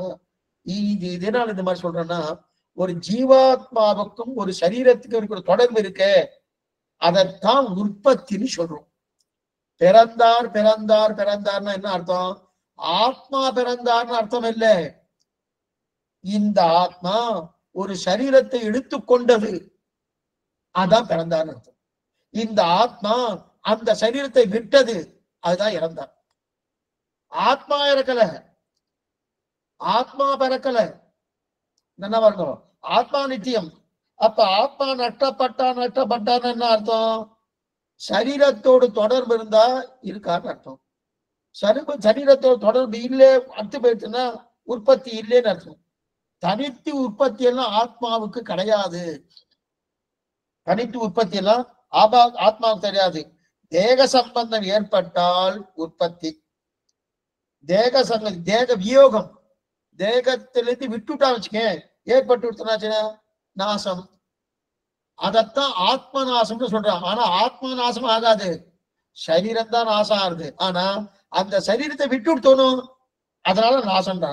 அப்ப ஆத்மாவுக்கு சொரூபேன உற்பத்தியோ விநாசமோ கிடையாது. ஆத்மாவுக்கு சொரூபேன இயற்கையா ஆத்மா எந்த தேதியில் சாமம் பறந்தது. அதனாலதான் கர்மாக்கள் அனாதி, ஆனா அந்தம் உண்டு. ஆத்மா அனாதி, அந்தம் கிடையாது. என்ன பாருங்க, கர்மாக்கள் சொன்னா போல ஆத்மா சொல்றதுலாம் கிடையாது. கர்மாக்கள் அனாதியா இருக்கும். கர்மா இன்னைக்கு சாமம் பிறந்தது, ஆத்மா என்னைக்கு பிறந்தது, அன்னைக்கு கர்மா பிறந்தது. சரி, ஆத்மா என்னைக்கு பிறந்தது, ஆத்மா வந்து நித்தியம் சொல்லிட்டுமே. அப்ப கர்மாவும் நித்தியமா? கர்மா நித்தியம் இல்லை. கர்மா நித்தியம்னு சொல்லியாச்சுன்னா நம்ம சிவகணும் போகவே முடியாது. அவ கர்மம் என்ன சுவாமி, கர்மாவுக்கு ஆதி உண்டு. ஆதி உண்டுன்னா என்னன்னா இந்த காலத்துல பறந்ததுன்னு அப்படி அர்த்தம் இல்லை. கர்மா எப்ப பறந்ததுன்னு கிடையாது. ஆனா கர்மாவுக்கு அந்தம் உண்டு, அந்தம் உண்டு. கர்மாவுக்கு ஆதி கிடையாது, ஆனால் அந்தம் உண்டு. இதெல்லாம் சிலதெல்லாம் கொஞ்சம் புரியாம நம்ம சிலதெல்லாம் நம்ம பேசிட்டு இருக்கோம். சரி சுவாமி, முதல் கர்மான்னு சில பேர் தான் சொல்லுவா, அப்படின்னு கிடையாது. இப்ப முதல் கர்மான்னு ஒண்ணு எடுத்துட்டு வச்சுக்கேன், இப்ப புரியத்துக்காக சொல்றேன். இந்த ஜென்மால நான் இப்படி அனுபவிச்சுட்டு இருக்கணும், இந்த அனுபவத்துக்கு முன் ஜென்மா, அந்த அனுபவத்துக்கு முன் ஜென்மா, அந்த அனுபவத்துக்கு முன் ஜென்மா, இப்படியே கோடிக்கணக்கான ஜென்மா போயிட்டே இருக்கும் இல்லையா. அப்ப கடைசியில முதல் ஜென்மான்னு ஒரு மௌனம் அந்த மாதிரி கிடையாது. அதைத்தான் அடி சொல்லிட்டு. அப்ப கடைசியில முதல் ஜென்மான்னு ஒரு மௌனம், அந்த ஜென்மால என்ன கர்மா சுவாமி அப்படின்னு கேட்கிற பாரு. கர்மாக்கள் அனாதி, ஆனா அர்த்தம் உண்டு, அது முடிவுண்டு. ததா வித்வான் புண்ணிய பாபே விதூய நிரஞ்சன பரமம் சாமிய உபயோக. அதே போல ஆத்மாக்கள் அனாதி, அந்தம் கிடையாது, எப்பவுமே நித்தியம். ஆத்மாக்கள் நித்தியம் அப்படின்னு தெரிவிக்கிற இல்லையா. இப்ப இதை அப்ப தேக சம்பந்த விநாசம் ஆயிடுச்சுன்னா ஆத்மா நாசம்னு சொல்ற, அது கிடையாது. இப்ப சரி சுவாமி, அதே தேக சம்பந்தத்தோட இருந்ததுன்னா என்ன இருக்குன்னு, ஆத்மாவுக்கு சொரூபேன விநாசமோ உற்பத்தியோ கிடையாது. கர்மாவுக்கு உற்பத்தி கிடையாது, ஆனா கர்மாவுக்கு அந்தம் உண்டு. ரெண்டையுமே நல்லா புரிஞ்சுக்கணும். கர்மா நித்தியம்னு சொல்லி வச்சுன்னா போயே போச்சு, அப்ப நம்ம ஸ்ரீவைக்கும் போக முடியாது. புரியுது? அப்ப உற்பத்தி எல்லாம் ஆத்மாவுக்கு இல்லை. அப்ப தேக சம்பந்தம் ஏற்பட்டால் உற்பத்தி, தேக சம்பந்தம் விட்டாச்சுன்னா நாசம். சொரூபேன வினத்தி. சரி, எடுத்துக்கொண்டு தேக சம்பந்தம் தான் விநாசம் அடைகிறது. சரி, இப்ப இது முடிஞ்சிட்டு, இதுக்கு மேல ஆத்மா ஒன்றா பலவா? பெரிய கேள்வி. ஆத்மா ஒன்னா பலவா? சொல்லி ஒன்னா. ஒவ்வொரு சரீரத்திலும் இருக்கும் ஆத்மா ஒன்னா, நிறைய ஆத்மா இருக்கா? ஒரு சரீரத்துல ஒரு ஆத்மா தான் என்ன, ஒரு ஆத்மா இருக்கா, நிறைய ஆத்மா இருக்கா? ஆத்மாக்கள் வெவ்வேறு, ஆத்மாக்கள் வெவ்வேறு. நான் நினைப்பது, நம்ம என்ன நினைக்கிறோம், இந்த சரீரம் இருக்கணும், இந்த சரீரத்துக்குள்ள ஒரு ஆத்மா தான் இருக்குன்னு நினைக்கிறோமோ? இல்ல, லட்சம் ஆத்மா இருக்கலாம் ஒரு சரீரத்துக்குள்ள. ஒவ்வொருத்தர் சரீரத்துக்குள்ள லட்சம் ஆத்மா இருக்கலாம். இன்னும் நாழியாகல, 6 மணி தான் ஆகுது, இன்னும் அரை மணி நேரம் இருக்கு. கொஞ்சம் பார்த்து நிதானமா நல்லா பேசுவோம். இருக்கதான் சொல்லிட்டு ஒவ்வொரு சரீரத்துக்குள்ளேயும் லட்சம் ஆத்மா இருக்கணும். அப்ப லட்சம் ஆத்மா எனக்கு வேலை செய்யறதா? அதுதான் நியமனம் பண்றதுனா? இல்ல, அதுல ஒரு ஆத்மா தான் பண்றது. லட்சம் ஆத்மா இருக்கு, அதுல ஒண்ணுதான் பண்றது. என்ன பாருங்க, ஒவ்வொரு சரீரத்திலும் வெவ்வேறு ஆத்மா, நிறைய ஆத்மா இருக்கு. ஒண்ணு வேண்டாம், இப்ப நான் இந்த ரூம்ல இருக்கணும், இந்த ரூம்ல இருக்கணும், இந்த ரூமுக்குள்ளேயே கோடி ஆத்மா இருக்கும். கொஞ்சம் கொஞ்சம் கொஞ்சமா நம்ம கண்ணுக்கு தெரியாது. ஆத்மாவை கண்ணால பார்க்க முடியுமா? காண முடியாது. அப்ப கோடி ஆத்மா இருக்கும். ஒண்ணுமே. இப்ப புஸ்தகத்தை பார்த்துட்டு இருக்கிறோம், எதிர்த்த தீபிகா புஸ்தகம். இந்த புஸ்தகத்துக்குள்ளேயே ஆத்மா இருக்கு, கல்லுக்குள்ளே ஆத்மா இருக்கு, மண்ணுக்குள்ள ஆத்மா இருக்கு, எல்லா வஸ்துக்குள்ளேயும் ஆத்மா இருக்கு. ஆத்மா இல்லாத வஸ்து எதுவுமே கிடையாது. எல்லா வஸ்துக்குள்ளேயும் ஆத்மா இருக்கு. சரி சுவாமி, எல்லா வஸ்துக்குள்ளேயும் எல்லா ஆத்மா இருக்குன்னா அப்படி இருக்க செய்து, அப்ப ஒண்ணு வேண்டாம், நம்ம நகத்தை வெட்டுறோம். சில பேரை நகத்தை வெட்டுவாங்க. நகத்தை வெட்டுறது சில காலங்கள்லாம் உண்டு. எல்லா நேரத்திலும் நகத்தை வெட்டப்படாது, எல்லா காலத்திலும் வெட்டப்படாது, எல்லா கிழமையும் வெட்டப்படாது, இருக்கட்டும். இப்படி இருக்கச்சு அந்த நகத்தை வெட்டுறவனும் நகத்தை வெட்டி கீழே போடுறவனும் அந்த நகத்துக்குள்ள எத்தனை ஆத்மா இருக்குன்னு நிறைய ஆத்மாக்கள் இருக்கு. அதுக்குள்ள ஒண்ணுமே இல்லை. முடி சிக அலங்காரம் பண்றதுக்காக முடியெல்லாம் வெட்டுறோம். முடியை வெட்டணும்னா அந்த வெட்டக்கூடிய முடி கீழே விழ தரணும். அதுல எத்தனையோ ஆத்மா கீழே வந்துடுறது. எத்தனையோ ஆத்மா கீழே வந்து தலைமுடியிலே எத்தனையோ விழுந்து கீழே விழுந்துடுறது. ஆனால் ஒரே ஒரு ஆத்மா தான் கர்மாதீனமாக சுகதுக்கங்களை அனுபவிக்கிறார். நம்ம சரீரத்துல எத்தனையோ ஆத்மா இருக்கு, ஆனா கர்மாதீனமாக ஒரே ஒரு ஆத்மா தான் சுகதுக்கம் அனுபவிப்பார். மற்ற எதற்கும் அந்த நிலை கிடையாது. குழப்பமெல்லாம் கொஞ்சம் யோசிச்சா புரியும். கொஞ்சம் நல்லா பார்த்துக்கோ, நிதானமா சொல்றேன். ஏன்னா இத்தனை ஆத்மா இருக்குன்னு சொல்றேன், லட்சம் ஆத்மா சரீரத்துல இருக்குன்னு சொல்லிட்டு இருக்கேன் சுவாமி. அதுல ஒரு ஆத்மா தான் கர்மாதீனமான சுகதுக்கத்தை அனுபவிக்கிறது, அதுதான் நமக்கு கமாண்ட் பண்றதுன்னு சொல்லிட்டு இருக்கேன். இப்ப மீதி ஆத்மா என்னது? அந்த நிலையே இல்லை, அதுக்கு எதுவுமே இல்லை. அப்ப அதுக்கு ஞானமே இல்லையா? எதுவுமே இல்லையா? நிதானமா பார்க்கணும். குழப்பமெல்லாம் தெளிவா பார்க்கணும், யோசிச்சா புரியும். அதாவது அச்சித் என்பது ஜட பொருள். நிதானமா கேளுங்கோ, நல்லா புரியும். அச்சித் என்பது ஜட பொருள், சித் என்பது அஜட பொருள். சித்துன்னு சொன்னா என்ன அர்த்தம்? ஞானமுள்ள வஸ்துன்னு அர்த்தம். அச்சித்துன்னு சொன்னா என்ன அர்த்தம்? ஞானமற்ற வஸ்துன்னு அர்த்தம். இப்ப சித்துக்கு ஞானம் உண்டு, சித்துக்கு ஞானம் உண்டு. அச்சித்துக்கு ஞானம் இருக்கா? ஞானம் கிடையாது. சரி, இப்ப பிரியத்துக்காக ஒரு எக்ஸாம்பிள் சொல்றேன். மாடுன்னு ஒண்ணு இருக்கு, பசுமாடுன்னு வச்சுக்கோங்க.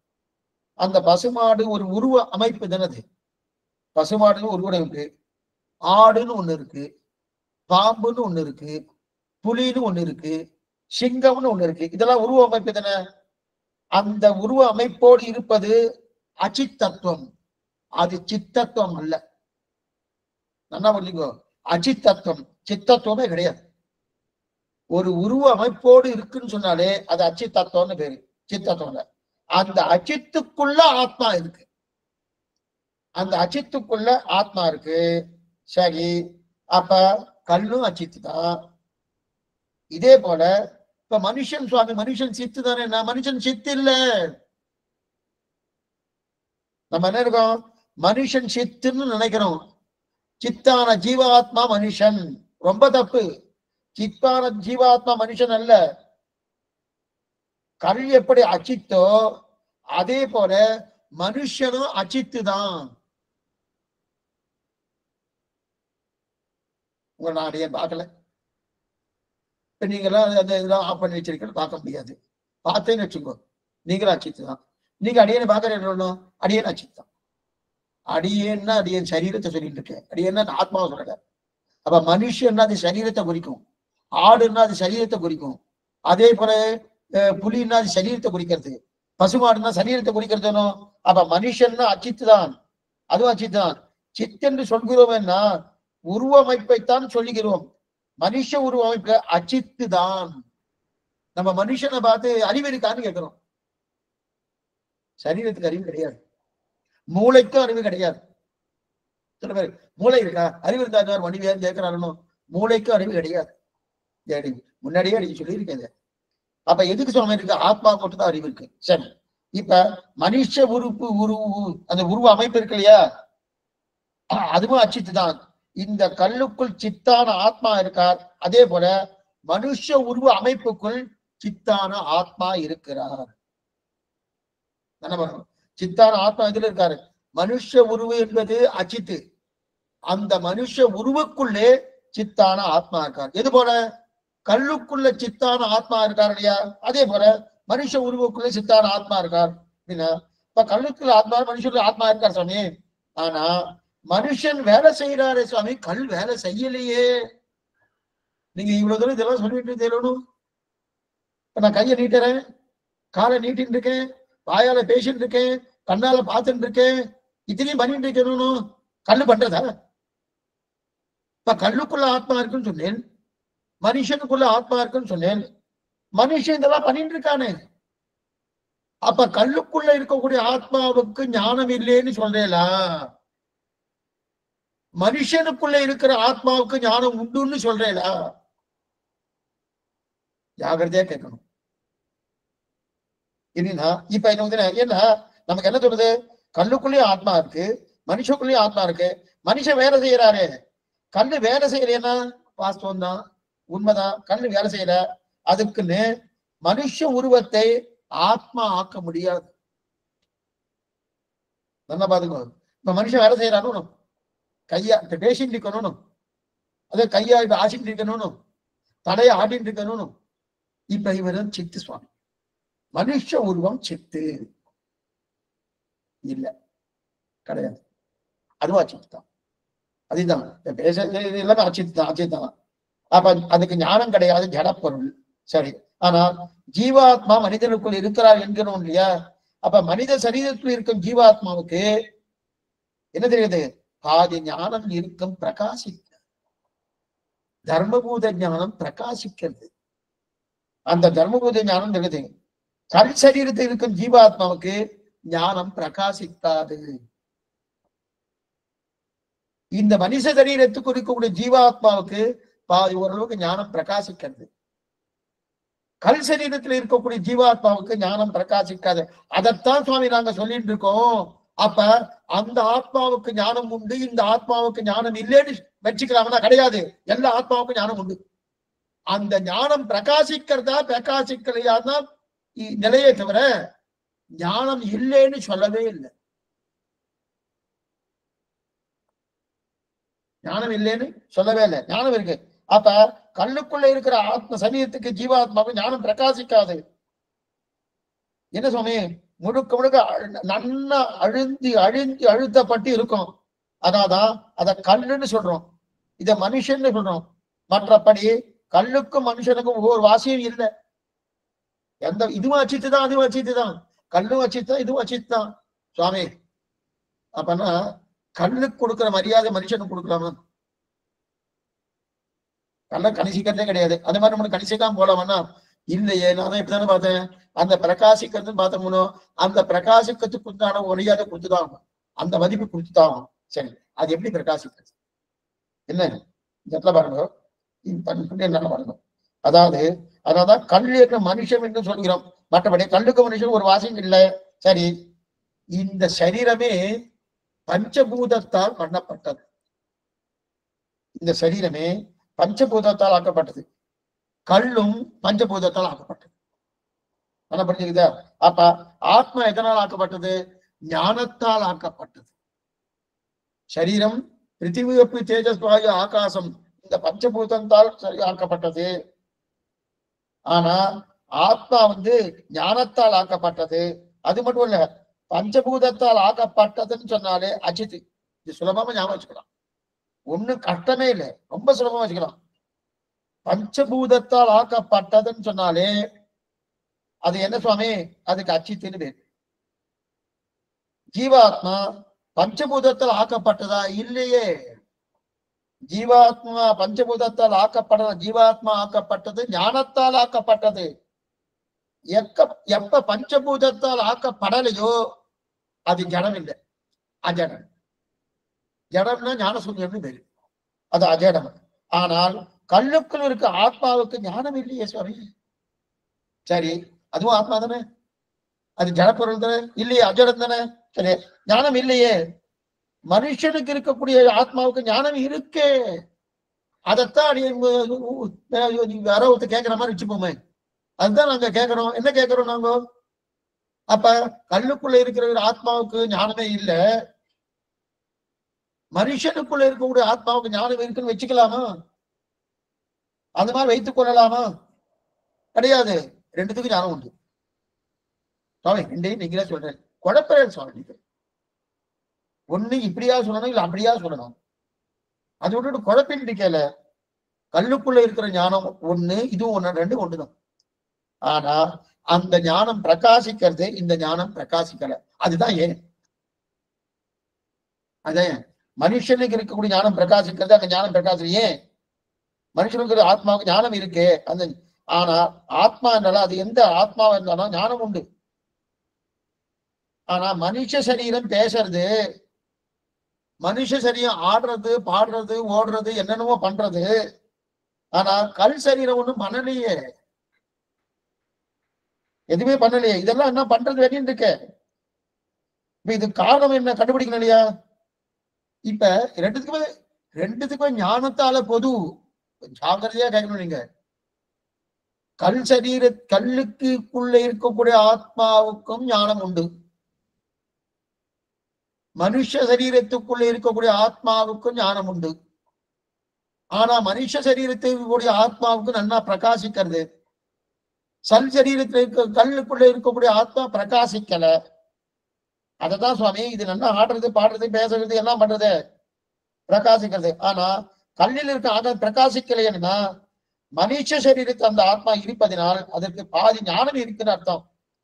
கல் சரீரத்தில் வேறு ஒரு ஆத்மா இருப்பதினால் அதற்கு ஞானமே இல்லைன்னு சொல்லலாம்னால், ஞானம் இல்லாத பிறகு அவருக்கு கிடைக்கணும் என்பதற்காக கல்லுக்குள் பிறந்திருக்காரு. எக்ஸலண்டான ஒரு பதில் சொல்லிரு. அவரவர்களுடைய கர்மாக்களுக்கு அனுகுணமாக பகவான் அவர்களுக்கு பிறவியை கொடுக்கிறார். இந்த ஆத்மா ஞானமயம் ஆனந்தமயமாக இருந்தாலும் இவர் ஜடப்பொருளை போல இருக்கிறன்னு பிறவியை கொடுக்கிறார். அந்த ஜடப்பொருளை கூட பிறவி கொடுக்கறதுதான் கல்லான சரீரம். கல்லை கொடுத்துடுறார்.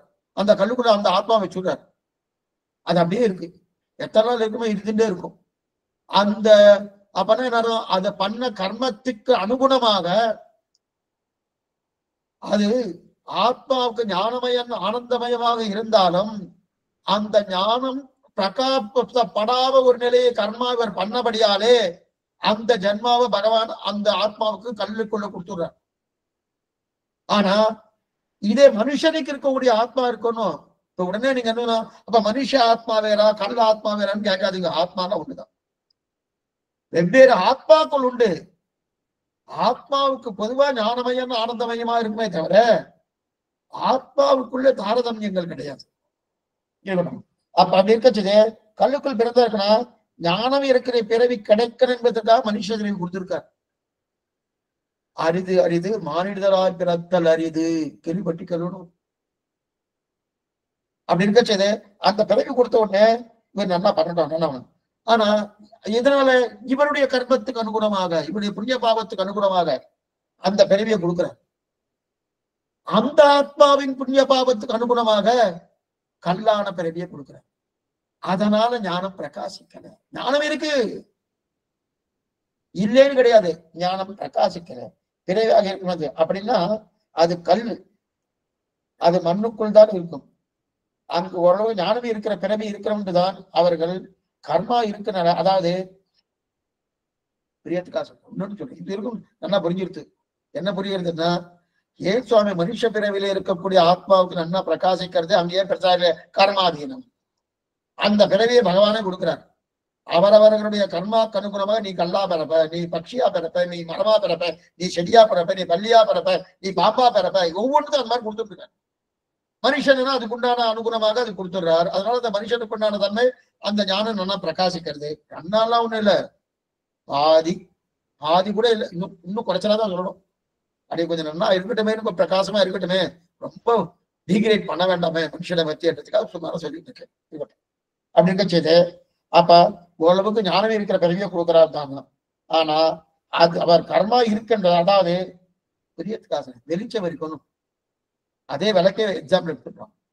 அந்த விளக்கு வச்சுன்னு அதுல ஒரு காகிதத்தை வச்சு மறைச்சேன் இல்லையா, மறைச்சேன்னா அது வெளில வருமா? அந்த பிரகாசம் வெளில வருமானம் வராது. ஆனா அதுக்குள்ள இருக்கக்கூடிய அந்த வெளிச்சத்தினுடைய தன்மை இருந்துட்டுதான் இருக்கும்.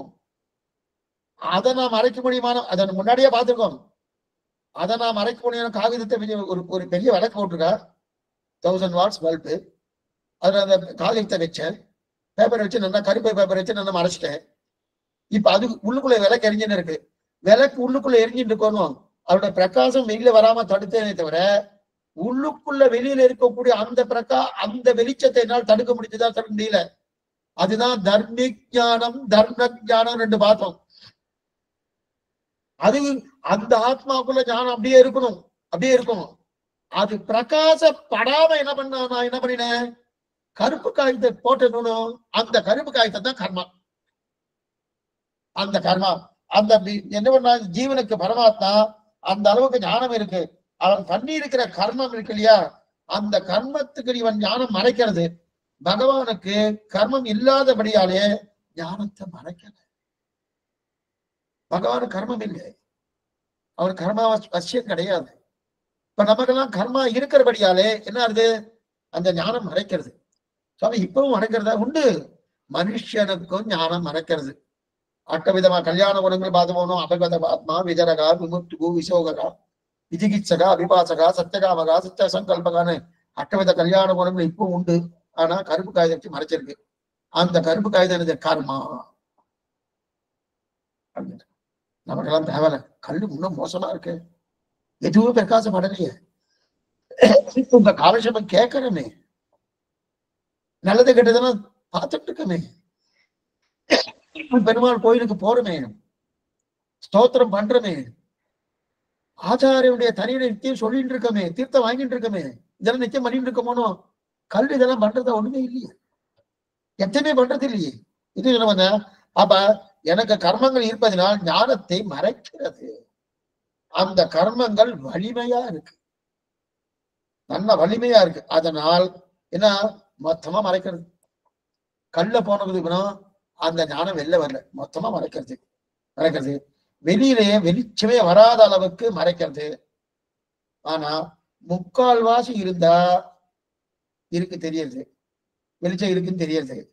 3/4 இருந்தா நல்லா வெளிச்சம் தெரியுது. அரைவாசி இருந்தா வெளிச்சம் ஓரளவுக்கு தெரியுது. 1/4 இருந்தா இன்னும் கொஞ்சம் மறைச்சேன்னு தெரியுது. வெளிச்சமே நன்னா இருக்கு, மறைக்கவே இல்லைன்னா நன்னா தெரியுது. ஆனா இந்த மாறுதல்கள் இருக்கிறபடியால் தான் இதை வைத்துக் கொண்டுதான் நமக்கு பிறவியை கொடுக்கிறான் பகவான். அதனால் கல்லும் ஒரு பிறவிதான், மனுஷனும் ஒரு பிறவிதான். அப்ப மனுஷனும் அனிச்சித்து தான், சித்து இல்ல. கல்லும் அச்சித்து தான். ஆனா அந்த கல்லுக்குள்ள ஆத்மா இருக்கு, மனுஷனுடைய சரீரத்துக்குள்ள ஆத்மா இருக்கு அப்படின்னு. சரி, இப்ப பிறவி பகவான் முடிவு எடுக்கிறார். சரி, இப்ப இந்த பாவங்களால் என் ஞானம் மறைக்கப்படுகிறது. இந்த பாவங்களால் எவ்வளவு மறைக்கப்படுகிறதோ அந்தந்த அளவுக்கு தகுந்தாற் போல பிறவியை கொடுக்கிறான் பகவான். பகவான் எப்படி பிறவி கொடுக்கிறார்? என்னுடைய பாவங்களால என்னுடைய ஞானம் எவ்வளவு மறைக்கப்படுகிறதோ, எத்தனை பாவங்கள், அது எவ்வளவு சுவாமியா நமக்கு தெரியுமான்னு அது நமக்கு தெரியாது. அந்த அளவெல்லாம் அவருக்கு தான் தெரியும். அந்த அளவெல்லாம் அந்த அளவுக்கு ஒவ்வொரு பிறவி இருக்கு. அப்படின்னா இந்த அளவுக்கு பார்த்து பிறவி, இந்த அளவுக்கு பார்த்து பிறவி, அந்த அளவுக்கு பார்த்து பிறவி, அந்த அளவுக்கு பிறவி விடுவார். இப்படி எல்லாம் பார்ப்பாரான்னா நல்லா பார்ப்பார், நல்லா பார்ப்பார். ஏன் சுவாமி எவ்வளவு துல்லியமா பார்க்கணும், பார்ப்பாரு. அகடத்தை கடனா சாமர்த்தியம் அவருக்கு உண்டு. அந்த சாமர்த்தியம் இருக்கிறபடியால அவர் பார்க்கிறாரு. நாமே பார்க்கணும் தெரியுமானோ. முந்தியெல்லாம் ஓட்டப்பந்தயம் ஓடுவா பாருங்க, 2 நிமிஷத்தில் ஜெயித்தார், 2 நிமிஷம் 5 வினாடியில் ஜெயித்தார் அப்படின்னு போடுவா. இன்னைக்கு அப்படி இல்லை, 2 நிமிஷம் 5 வினாடி, அதுக்கு மேல இன்னும் அதுக்கு மேல இன்னும் குடுக்குன்னு இந்த கடிகாரம் ஓடும். ஓடுறச்சே வேகமா ஓடும்போது 10 வினாடி, 8, 4, 5, 3 இப்படின்னு சொல்லிட்டு 8453 அப்படின்னு ஒரு கணக்கு சொல்லும். அந்த கணக்குல ஜெயிச்சாரு. அவ்வளவு துல்லியமா இன்னைக்கு பார்த்துட்டு இருக்கா. இதை முதல்ல கண்டுபிடிச்சதே பெருமாள் தான். அவ்வளவு துல்லியமாக நம்முடைய பாவத்தை கணிசிக்கிறார். அந்த கணிசிக்கிறபடியால் தான் இவன் இந்த ஞானத்தோடு, இவன் இந்த கல்லாக, இவன் இந்த வண்டியாக, இவன் இந்த செடியாக, இவன் இந்த மரமாக, இவன் இந்த புலியாக, இவன் இந்த ஜந்துவாக அந்த ஞானத்தோடு பகவான் கொடுக்கிறார். ஆனாதான் இந்த பிறவிக்கு அடுத்த பிறவி வேண்டாம்னு ஸ்ரீ வைஷ்ணவா சொல்றதுக்கு காரணமே இதுதான் காரணம். இனி ஜன்மா வேண்டாம், இருள் தருமா ஞானத்தில் இனிப்பிறவை யான் வேண்டேன் சொல்ல நமக்கே பயமா இருக்கு. சுவாமி இதை விட்டுட்டு நீங்க வேற ஏதாவது சொல்லலாமே சப்ஜெக்ட் தோன்றது. இது சொல்ல வந்த என்ன அப்படி இருக்கச்சே அவ்வளவு துல்லியமா பாக்குறாருன்னா இது எப்பயோ பார்த்துட்டாரு. அந்த துல்லியமா எப்ப பார்த்துட்டாரு? ஆத்மாவுக்கு ஒவ்வொரு துல்லியமாக ஞானமே அந்த அளவுக்கு தகுந்தாற் கூட பிறவி கொடுக்கிறார். அந்த அளவுக்கு தகுந்த அளவு பிறவி கொடுக்குறாங்க. என்ன சுவாமி அந்த பிறவி கொடுக்க முடியுமான்னா ஒண்ணுமே இல்லை. ஒரே ஒரு விஷயம் சொல்றேன். பட்டாம்பூச்சி இருக்கணும். பட்டாம்பூச்சியே 27 லட்சம் வகை பட்டாம்பூச்சி இருக்கும். கணக்கெடுத்திருக்கோம். 27 லட்சம் வகை பட்டாம்பூச்சி இருக்குன்னா ஒவ்வொன்றையும் பார்த்துக்கணும். பசுமாட்டுடைய வகை எத்தனை தெரியுமா? கிட்டத்தட்ட 1.25 லட்சம் வகை. 1.25 பசுமாடு இல்ல, வகைகள். அந்த மாதிரியான ஒரு வகைகள் 1.25 வகை பசுமாட்டு வகைகள் இருக்கான். அப்படின்னா பசுமாட்டால பிறக்கணும் வைக்கிறச்சு எந்த வகையில பிறக்கணும்? 1,00,000க்கு 2,000 30,000 பிறக்கணுமா? இதெல்லாம் அவர் தான் துல்லியமா அவர் எடுக்கிறார், கணக்கு எடுக்கிறார். அந்த கணக்கு வரைக்கும் வருமானா அவர் வர்றாரு. அவருக்கு தெரியுது அகடா சாமர்த்தியம். அப்ப பசுமாட்டோட வகையே 1.25 லட்சம் இருக்கு. ஒரு புழு இருக்கணும். அந்த புழுவே 1.25 கோடி வகைகள் இருக்குன்னு எடுத்திருக்காங்க. ஒரு புழு வகையே 1.25 கோடி லட்சம் வகை இருக்குன்னு சொல்லிட்டு இருக்கா. அத்தனை இருக்கணும். அத்தனை ஞானம் பகவான் இருக்கு. அத்தனை ஞானம் உயர்வு தாழ்வு பார்க்கிறார் ஞானத்துல. அப்படின்னு அர்த்தம், இவனுடைய கர்மாவை வைத்துக் கொண்டு, இவனுடைய பாவ புண்ணியங்களை வைத்துக் கொண்டு. அதனால்தான் நம்ம குருவாச்சாரிய சொல்றது, ஓ கிடைச்சிருக்கே, மனுஷனா பிறவி எடுத்திருக்கியே, இதை கை விட்டுடாது விட்டுடாது விட்டுடாது சொல்றதுக்கு இனி அடுத்த இந்த டேர்ன் மறுபடியும் வரணுமானோ? எப்ப வரும்? எத்தனை கோடிக்கணக்கான ஜனங்கள் மாறுமோ தெரியாது. தெரியாது. இந்த வாய்ப்பு நம்ம கொடுத்திருக்காரு. இதே பகவான் தான் கொடுத்தார். பொருளென்று உலகம் படைத்தவன் புகழ்மேல் மருளில் வன்குருகூர் வஞ்சடகோபன் தெருள் கொள்ளச் சொன்ன 1010 அருளுடைய வந்தான் நவிக்கும் முடித்தேன். இந்த வாய்ப்பு நம்ம தளர்வுடலாமான தளர்வுடப்படாது. அப்ப என்ன பண்ணலாம்? ஆச்சாரின் திருவடியை கதி. அப்ப அந்த தூரம் உயர்வு தாழ்வு இருக்குன்னு அர்த்தம். இதில் ஒண்ணுமே இல்லாதது போல இருந்தா அச்சித்து. ஒண்ணுமே இல்லை சுவாமி, அவனுக்கு ஞானமே கிடையாது. அத்தனை பாபத்தை பண்ணிருக்கான். கல்லு அவ்வளவுதான். கல்லு போல கட்ட போல வச்சுக்குவார். கல்லு போல கட்ட போல வச்சிருவார். அவன் ஒண்ணுமே இல்லையே, என்ன பண்றது? ஒண்ணுமே இல்லாத இருந்தா அச்சித்து போல இருக்காரு. கொஞ்சம் இருக்கிறதா வச்சுங்க, கொஞ்சம் இருக்கு சுவாமி, கர்மாவை கொஞ்சம் ஒரு தேவர அப்படின்னு இருந்துச்சுன்னா ஸ்தாபனமா பண்ணிடுவார். மரம் செடி கொடிகள் இதெல்லாம் பண்ணார். இன்னும் கொஞ்சம் அதிகமா இருக்குன்னு வச்சுக்கோங்க, அப்படிலாம் அப்படி இந்த மாதிரி இருக்குமா சுவாமின்னு அடின்னு கேட்காதீங்கோ. இதெல்லாம் விஷ்ணு புராணக்காரர் எடுத்திருக்கார். அதைத்தான் நம்முடைய சீனிவாசாச்சார சுவாமி யதேந்திர தீபிகால சொல்லியிருக்கார். அதை தான் அடி திருப்பி உங்களுக்கு சொல்லிட்டு இருக்கேன். இது சொல்ல வந்தா இன்னும் கொஞ்சம் முதல்ல மோசமா இருந்தா கல்லு கட்ட ஒண்ணுமே இல்லைன்னா, ஒரு துளி இருக்குன்னு வச்சுக்க மரம் செடி கொடி, இன்னும் ஒரு துளி கிடைச்சுன்னு வச்சுக்க மிருகங்களா வந்துருவார். மிருகங்களா பிறக்கிறார். இன்னும் கொஞ்சம் இருக்குன்னு வச்சுக்கங்க மனுஷ பிரிவு கொடுத்துருவார். மனுஷ பிரிவுனா மனுஷ பிரிவுக்கு முன்னாடி குரங்கு சிலதெல்லாம் பண்றதுதான். சில குரங்குகள்லாம் மனுஷன மாதிரியே பண்றதாமே. கார் ஓட்டுறதான், எதோ ஓட்டுறதான், எதோ பண்றதான், ஏதோ பண்ணிட்டு இருக்கு இல்லையா? அந்த அந்த குரங்கு கொடுத்துறாரு. அதுக்கு இன்னும் கொஞ்சம் இருந்துட்டு வச்சுக்கேன் என்ன பண்றாரு? மனுஷ பிரிவு கொடுத்துறாரு. ஆக ஞானத்தின் தாரதமியம் தான் இவருக்கு பிறவி கிடைக்கிறது. ஞானத்துடைய தாரதமியம் தான் இவருக்கு பிறவி கிடைக்கிறது. அப்ப இந்த கல்லு பிறவியோ குரங்கு பிறவியோ இந்த இது போல எந்த பிரிவியா இருந்தாலும் அந்த கர்மங்களுடைய கணக்கு இதான் உண்டு. ஆக இவன் கர்மத்தை பகவான் பண்ணுவதில்லை. ஏன்னா அவன் கல்லுக்குள்ள இருக்கிறான். இரண்டாவது பாருங்க, இப்ப இன்னொரு விஷயம் என்னதுமா, மனுஷ பிறவி நம்ம வசத்தின்னு சொல்லிட்டு இருக்கோம். வசதி தான் இல்லை. அப்ப கல் பிறவி தாழ்ச்சின்னு சொல்லிட்டு இருக்கோம். தாழ்ச்சி தான். ஆனா ஒரு விதத்துல உதவி, ஒரு விதத்துல மனுஷ பிறவி தாழ்ச்சி. மறுபடியும் நீங்க குறைக்கிற சுவாமி என்ன தெரியுமா விஷயம்? இந்த கல்லு பிறவி கொடுத்தானோ, குரம்பு பிறவி கொடுத்தானோ, மிருகங்களுடைய பிறவி கொடுத்தானோ, அதுல நம்ம என்ன தப்பு பண்ணாலும் கர்மங்கள் கணக்கு வராது. என்ன பாத்துக்கோ, மனுஷன் தவிர மிருகமாவோ கல்லாவோ மரமாவோ செடியாவோ எந்த பிறவி கொடுத்தானோ கர்மங்கள் கணக்கு வரும்னா கணக்கு வரமாட்டாது. இவன் கர்மத்தை பகவான் கணக்கு பண்றது கிடையாது.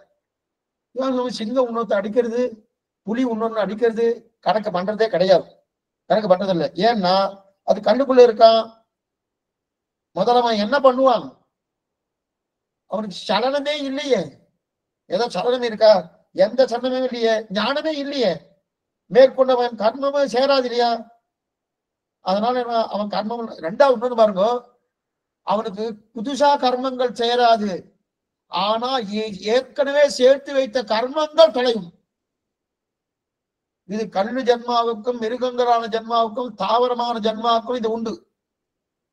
ஏற்கனவே கர்மாக்கள் சேர்த்தபடியால் தானே இப்ப ஸ்தாவரமா பிறந்திருக்கான், ஜங்கமமா பிறந்திருக்கான், அதே மாதிரி கல்லா பிறந்திருக்கான்.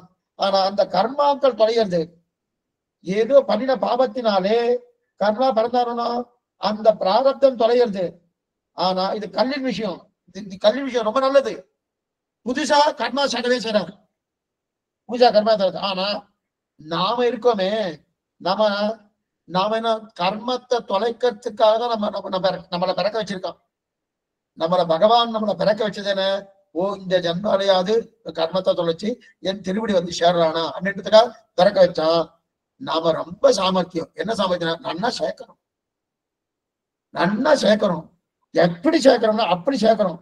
ஏன்னா ஞானம் இருக்கிறபடியாலே அதுக்கெல்லாம் ஞானம் கிடையாது. தாவரத்துக்கோ ஜங்கமத்துக்கோ ஞானம் இருக்கா? இல்ல. கல்லுக்கு ஞானம் இருக்கா? ஞானம் இல்லை. சுவாமி, ஒரு விதத்துல கல்லு பாடே தவற போல் இருக்கு, மிருகத்தின் பாடே தவற போல் இருக்கு, புதுசா கர்மங்கள் சேராது போல் இருக்கு, நமக்கெல்லாம் சேரும் போல் இருக்கு. ஞானம் கொடுத்திருக்கானே, அதுக்குதான் ஆச்சாரியன், அதுக்குதான் பகவான், அதுக்குதான் ஸ்ரீவைஷ்ணவா, இவ்வாறெல்லாம் கொடுத்திருக்க. இதெல்லாம் அவளுக்கு தெரியுமா? தெரியாது. தெரியாதபடியாலே அவன் தெரியாதனத்தால் பண்றதால அந்த கர்மங்களை பகவான் கணக்கு எடுத்துக்கிறதே கிடையாது. எதுவுமே கிடையாது. நாமே ஆச்சாரிய சம்பந்தம் பெற்றதுக்கு அப்புறமே தெரியாதனத்தால சில பாவங்கள் பண்ற போனோம். இதெல்லாம் முன்னாடி நம்ம பார்த்திருக்கோம். அந்த பாவத்தை பகவான் கணிசிக்கிறதே கிடையாது. அப்படி தெரியாதனத்தை பண்ணிட்டோம், என்ன பண்றது அப்படின்னு நம்ம கணிசிக்காம விட்டுட்டாரு. பிரபந்தனுக்கு உண்டான தன்மை இது.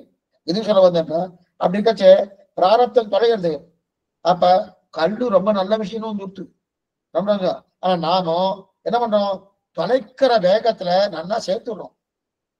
சேர்க்கிற வேகம் தான் அதிகமா இருக்கு, தொலைக்கிறதுக்கு இருக்கணும். ஏன்னா ஞானம் இருக்கிறபடியால விடுகிடுன்னு சேர்க்க ஆரம்பிக்கிறோம். அப்ப கல்லு மிருகமும் அதே போல மற்றதெல்லாம் இதெல்லாம் இருக்கும் வரையில் கணக்கே இல்லை. மனுஷனுக்கு 12 வயசு வரைக்கும் இதெல்லாம் சிலதெல்லாம் கணக்கு உண்டு. 12 வயசு வரைக்கும் கணக்கு கிடையாது. 12 வயசு வரைக்கும் இவன் என்ன பாபம் பண்ணானோ அது அத்தனையும் கணக்குல எடுக்கிறது கிடையாது. ஒரு குழந்தை பிறந்துட்டு அந்த குழந்தை பிறந்து 12 வயசு ஆயிடுச்சு. 12 வயசுக்கு முன்னாடி சிலதெல்லாம் தெரியாதனத்தால அறியாதனத்தால சில காரியங்கள்லாம் பண்றணும். யாரையும் அடிக்கிறது, யாரையும் துன்புறுத்துறது, என்ன பண்றணும், அதெல்லாம் கணக்கு எடுத்துக்கிறானா? கணக்குல கிடையாது. அதன் பிறகுதான் கணக்கே சேர்றது. எத்தனை நமக்கு வாய்ப்பு கொடுத்துருக்காங்க பாருங்க. ஆனா அதெல்லாம் நம்ம ரொம்ப சாமர்த்தியமா பண்றோம். ஆனா நமக்கு இருக்க சாமர்த்தியம்னா, சுவாமி இவர் 80 வருஷம் இருக்காரு வச்சுக்கோ, 79 வருஷமும் ஒண்ணும் பண்ணல, எந்த பாவத்தையும் பண்ணல, ரொம்ப நல்லா இருந்தார். அதுக்கப்புறம் ஒரு வருஷம் மிச்சம் இருக்கு. சுவாமி அந்த ஒரு வருஷம் மிச்சத்துல என்ன பண்ணார்னா 79 வருஷங்கள் எவ்வளவு பண்ணணுமோ அதை காட்டின 10 மடங்கு அதிகமா பண்ணார். அந்த சாமர்த்தியம் நமக்கு உண்டு. அந்த சாமர்த்தியம் நமக்கு உண்டு. இது யார் தெரிவிக்கிறார்னா, புறத்தாழ்வார் தன்னுடைய பஞ்சஸ்தவத்தை தெரிவிக்கிறார். என்ன தெரிவிக்கிறாருமா?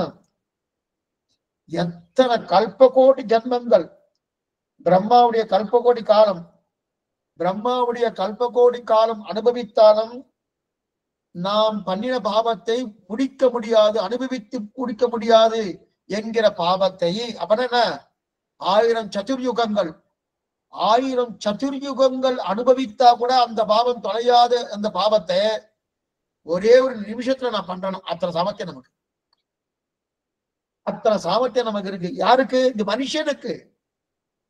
மிருகத்துக்கு அந்த இது இல்லை. மனுஷனுக்கு அத்தனை சாதனை இருக்கு. 10 நிமிஷம் சேர்க்கப்படணும் கர்மத்திலே. இதைத்தான் கோலத்தால் தெரிவிக்கிறாரு. எந்த ஒன்றை பிரம்மாவின் கல்பகோடிக்காரம் அனுபவித்தாலும் ஒழிக்க முடியாதோ அந்த கர்மத்தை இந்த ஜீவாத்மா அரை வினாடியில் சிருஷ்டிக்கிறான், செய்கிறான்.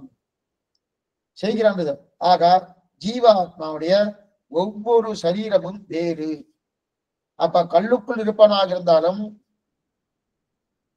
ஒன்றாக இருந்தவராக இருப்பார். நாம் எங்க ஆரம்பிச்சோம்? ஒவ்வொரு சரீரத்துக்கும் பல ஆத்மாக்கள் இருந்து ஆரம்பிச்சோம். ஆனா இப்ப என்ன வந்துட்டு எங்க ஆரம்பிச்சோன்னு முடிவுபடாது. அது ஞாபகம் வச்சுக்கணும். ரயில்வே ட்ராக்ல போய் அந்த ட்ராக்கை மறக்கவே படாது. அப்படி இருக்க செய்து அப்ப இங்க ஒவ்வொரு சரீரத்துக்குள்ள பல ஆத்மாக்கள் பார்த்தோம்னா, ஆனா அதில் ஒரு ஆத்மா மட்டும்தான் கர்மாதீனமாக சுக துக்கங்கள் அனுபவிப்பார் பார்த்தோம்னா. இப்ப மற்ற பேர்ல என்ன அதுக்குள்ள இருப்பா, அதுக்குள்ள எப்படி இருப்பா? இப்ப கல்லுக்குள்ள இந்த ஆத்மா போயிருக்கணும், எப்படி இருக்கு? அச்சித்து போல இருக்கணும். ஆனா அச்சித்து இல்ல, அந்த மாதிரி இருக்கும். நம்ம சரீரத்துக்குள்ள லட்சம் ஆத்மா இருக்கு. இந்த ஆத்மாவை எப்படி இருக்குன்னா கல்லுக்குள்ள ஆத்மா எப்படி இருக்கோ அந்த மாதிரி இருக்கு. நகத்தை வெட்டினேன், மரியாதை சொல்லு, நகத்தை வெட்டினேன், அதுக்கெல்லாம் கீழே போடுறணும். இங்க படம் நகத்துல வெட்டக்கூடிய காலமே வேணும் முன்னாடியே சொல்லியிருக்கேன். இப்ப கீழே போட்டுச்சு அதுக்குள்ள எத்தனையோ ஆத்மா படுது. முடிய வெட்டின்னு இருக்கேன், அதுக்குள்ள எத்தனையோ ஆத்மா விழுந்துருந்தனும். அந்த ஆத்மாக்களை ஞானம் பிரகாசிக்கிறதா இல்லை? பிரகாசிக்கலையே. அந்த ஆத்மா அந்த கர்மத்தினடியாக இத்தனை பாவம் பண்ணபடியாலே ஞானம் பிரகாசிக்காத ஒரு ஜன்மாவை எடுத்துருக்கு, அந்த நிலையில இருக்கு. அப்ப ஆத்மாக்கள் பலவிதம் அப்படின்னு சொன்ன உடனே ஒரு ஆட்சேபம். என்ன சுவாமி ஆத்மாக்கள் பலவிதம் சொல்லிருக்கு, ஆத்மா ஒண்ணுன்னு தான் சொல்லியிருக்கு, நீங்க பலதுன்னு சொல்லி உண்டான்னா ஆத்மா பலதுன்னு சொல்லலாம், ஒண்ணுன்னு சொல்லலாம். எப்படின்றது நாளை தினம் பார்ப்போம். நாளை தினம் சாயங்காலம் இதே 5 மணிக்கு சிந்திர மத தீபிகா உண்டு. இவர் கார்த்தால ஸ்ரீமத் பாகவதம் காலட்சேபம் உண்டு. இப்ப ஏதாவது சந்தேகம் இருந்தா அவசியம் கேட்கும்படி பிரார்த்திக்கிறேன். ஆழ்வாரன் பெருமானாஜியின் திருவிலேஷனும் ஆச்சாரியன் திருவிலேஷனும் பகவதால் திருவடிகளே சரணம்.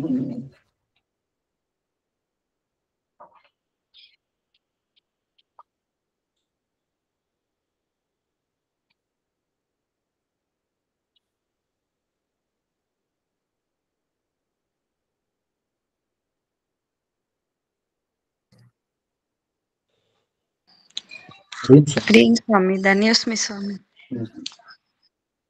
சொல்லுங்க கிருஷ்ணா. சுவாமி இப்ப இந்த ஒரு அச்சித்துல கூட ஒரு கல்லுல கூட ஒரு ஆத்மா இருக்கு, நம்ம நகத்துல இருக்கு, முடியல இருக்கு அப்படின்ற அந்த ஆத்மாவை பத்தி கேள்வி. அந்த ஆத்மாவுக்கும் கர்ம வினைப்படிதான் அது அந்த அச்சித்து இதுல இருக்கு. அப்ப அது எப்பதான் சுவாமி அந்த அந்த கல்லுன்றது அதுக்கு சரீரம்னு வச்சுங்க, அந்த ஆத்மாக்கான சரீரம். அப்ப அந்த சரீரம் எப்ப பிராரப்த கர்மா தொலையும், அதுக்குண்டான பிராரப்த அதை அனுபவிக்கிறது வேணும். அதுக்குண்டான பிராரப்த கர்மா தொலையும் போது அந்த காலம் வரும்போது அந்த கல் உடையும், உடனே ஆத்மா வெளில வரும். அந்த ஆத்மா மறுபடியும் மேல போகும். அந்த ஆத்மா மிச்சமிக்க கர்மத்துக்கு அனுகுணமாக அடுத்த பிறவி கிடைக்கும். நான் தான் சொல்லிட்டு இருக்கேன், இந்த மனுஷ பிறவி என்பது எவ்வளவு தூரம் நம்ம சிரமப்பட்டு வந்திருக்கணும் புரிஞ்சுண்டா இந்த காலட்சேபம் மிஸ் பண்ண மாட்டோம். இனி பிறவி வேண்டாம், இனி பகவான் திருவடி தவிர மத்தொன்னு கிடையாது என்கிற எண்ணம் நிச்சயமா வந்துடும். அது நமக்கு தெரியல. நம்ம என்ன நினைச்சுட்டு இருக்கோம், ஏதோ வந்துடுத்து போயிட்டு இருக்கோம், அவ்வளவுதான் நினைச்சுட்டு இருக்கோம். அப்படி இல்லை, கோட்டானு கோட்டி பிறவி எடுத்திருக்கோம். அது பகவானுடைய நெருகேதுக்க கட்டாட்சத்தார இந்த விரைவில இந்த சம்பந்தத்தோடு வந்து பறந்திருக்கும். இப்பவாது ஒழுங்கா அவன் திருவடியை பத்திரத்துக்கு உண்டான நிலை என்னவோ அதையாவது பார்க்கணும். இந்த சான்ஸையும் மிஸ் பண்ணியாச்சுன்னா திருப்பி இதே சான்ஸ் எப்ப வரும் தெரியாது, எத்தனை கோடி ஜென்மாகும் தெரியாது. இந்த மனுஷ சரீரத்துல அந்த ஜீவனுக்கு பிராரப்தன்றதே ரொம்ப இதுவா இருக்கு. இது கல்லுன்னா அந்த கல்லு கரைஞ்சு அது என்ன சுவாமி அது பஞ்சபூதத்தோட போய் சேர்ற அந்த இது வந்ததுக்கு அப்புறம் தான் அது நினைச்சு பார்க்கவே ரொம்ப நாள் ஆகும் போல இருக்காது. அந்த நமக்கு தெரியல, அது தெரியாதபடியில என்னமோ நாம ரொம்ப சாமர்த்தியம் பேசிட்டு இருக்கோம். அத்தனை கர்மாக்கள் நம்ம பண்ணி வச்சிருக்கோம், ஒரு ஜென்மாவா 2 ஜென்மாவா. ஆனா அந்த கல்லுக்கும் மோட்சம் கிடைக்கிறதுன்றது அந்த பெருமாளோட திருவடி, நம்ம அகல்யா அந்த மாதிரி ஏதாவது நடந்தா உண்டு போல இருக்கு. அது மாதிரி டைரக்டா அப்படியே அந்த சரீரமும் மனுஷ சரீரம் எல்லாருக்குமே கிடைக்காது. அதான் ரொம்ப கிடைக்காது, எல்லாருக்குமே கிடைக்காது. இப்ப மாடு சரியெல்லாம் கூட சில மாடு எல்லாம் கோமாதெல்லாம் ஆச்சாரியருடைய திருமாளிகள் இருக்கு.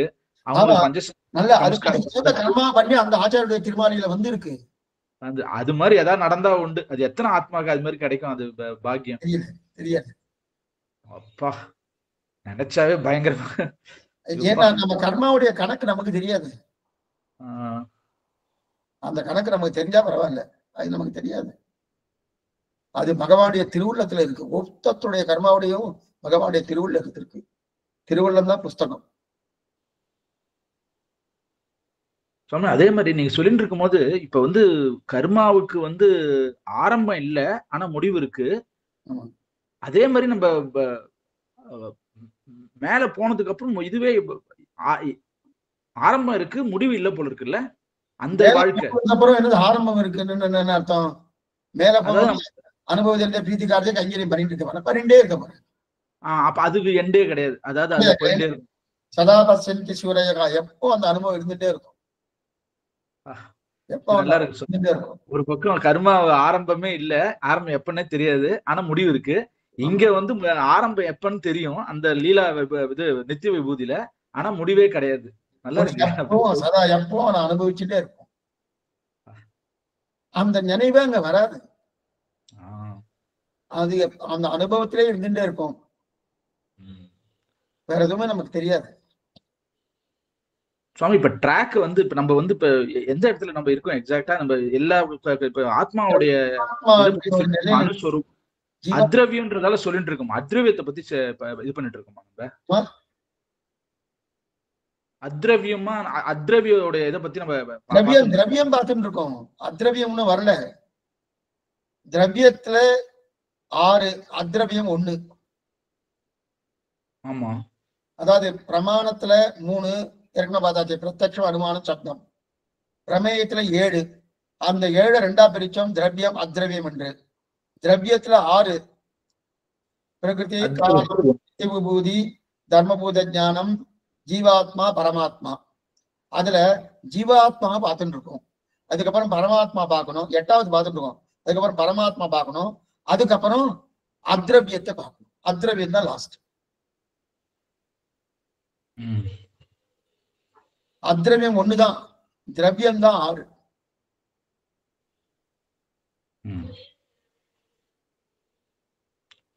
சுவாமி அதே மாதிரி இப்ப தர்மி ஞானம் தர்ம ஞானம் சொன்னீங்க. அந்த தர்மி ஞானம் தனியா என்னைக்குமே இருக்காது. அது தர்ம ஞானத்தோட தான் இருக்கும், தர்மபோத ஞானத்தோட தான் இருக்கும். அது ரெண்டும் ஒரு பேக்கேஜ் மாதிரி. ஞானம் பிரகாசம் அடையாததற்கு பிரகாசம் அடையாம இருப்பதற்குண்டான வாய்ப்புகள் உண்டு. ஆனா தூக்கம் தர்மி ஞானம் எப்பவுமே நான்கிற தன்மை எப்பவுமே மறையவே மறையாது. நான் என்கிற தன்மை மறையவே மறையாது. ஆனா என்னுடையது இந்த தர்மபூத ஞானம், தர்ம ஞானம் தான் கர்மத்தாலேயோ இல்ல ஏதோ ஒரு காரணத்தாலேயோ மறைவதற்குண்டான வாய்ப்புகள் உண்டு. மூச்சு அடைஞ்சிட்டே வச்சுக்கேன், அப்ப கூட என்னன்னா தர்ம ஞானம் தான் மறையாது. தர்ம ஞானம் அப்ப கூட நான் இருக்கும். இல்லையா சுவாமி? சில பேருக்கு நான் யாருன்னு தெரியலையே அப்படின்றா. நான் யாருன்னு தெரியலன்னா அப்ப அவனே தெரியலன்னு அர்த்தம் இல்லை. நான் என்கிற சப்தம் தெரியறது, என்னுடைய சரீரத்துக்கு என்ன பேருன்னு தெரியலன்னு தான் அவன் கேட்டு இருக்கான். அப்ப தர்ம ஞானம் தெரியறது, தர்ம ஞானம் தான் பாடே ஆகாது. தர்ம ஞானம் பாடாகாது, தர்ம ஞானம் தான் பாடாகும். அது சில காரணத்தால பாடாகும்.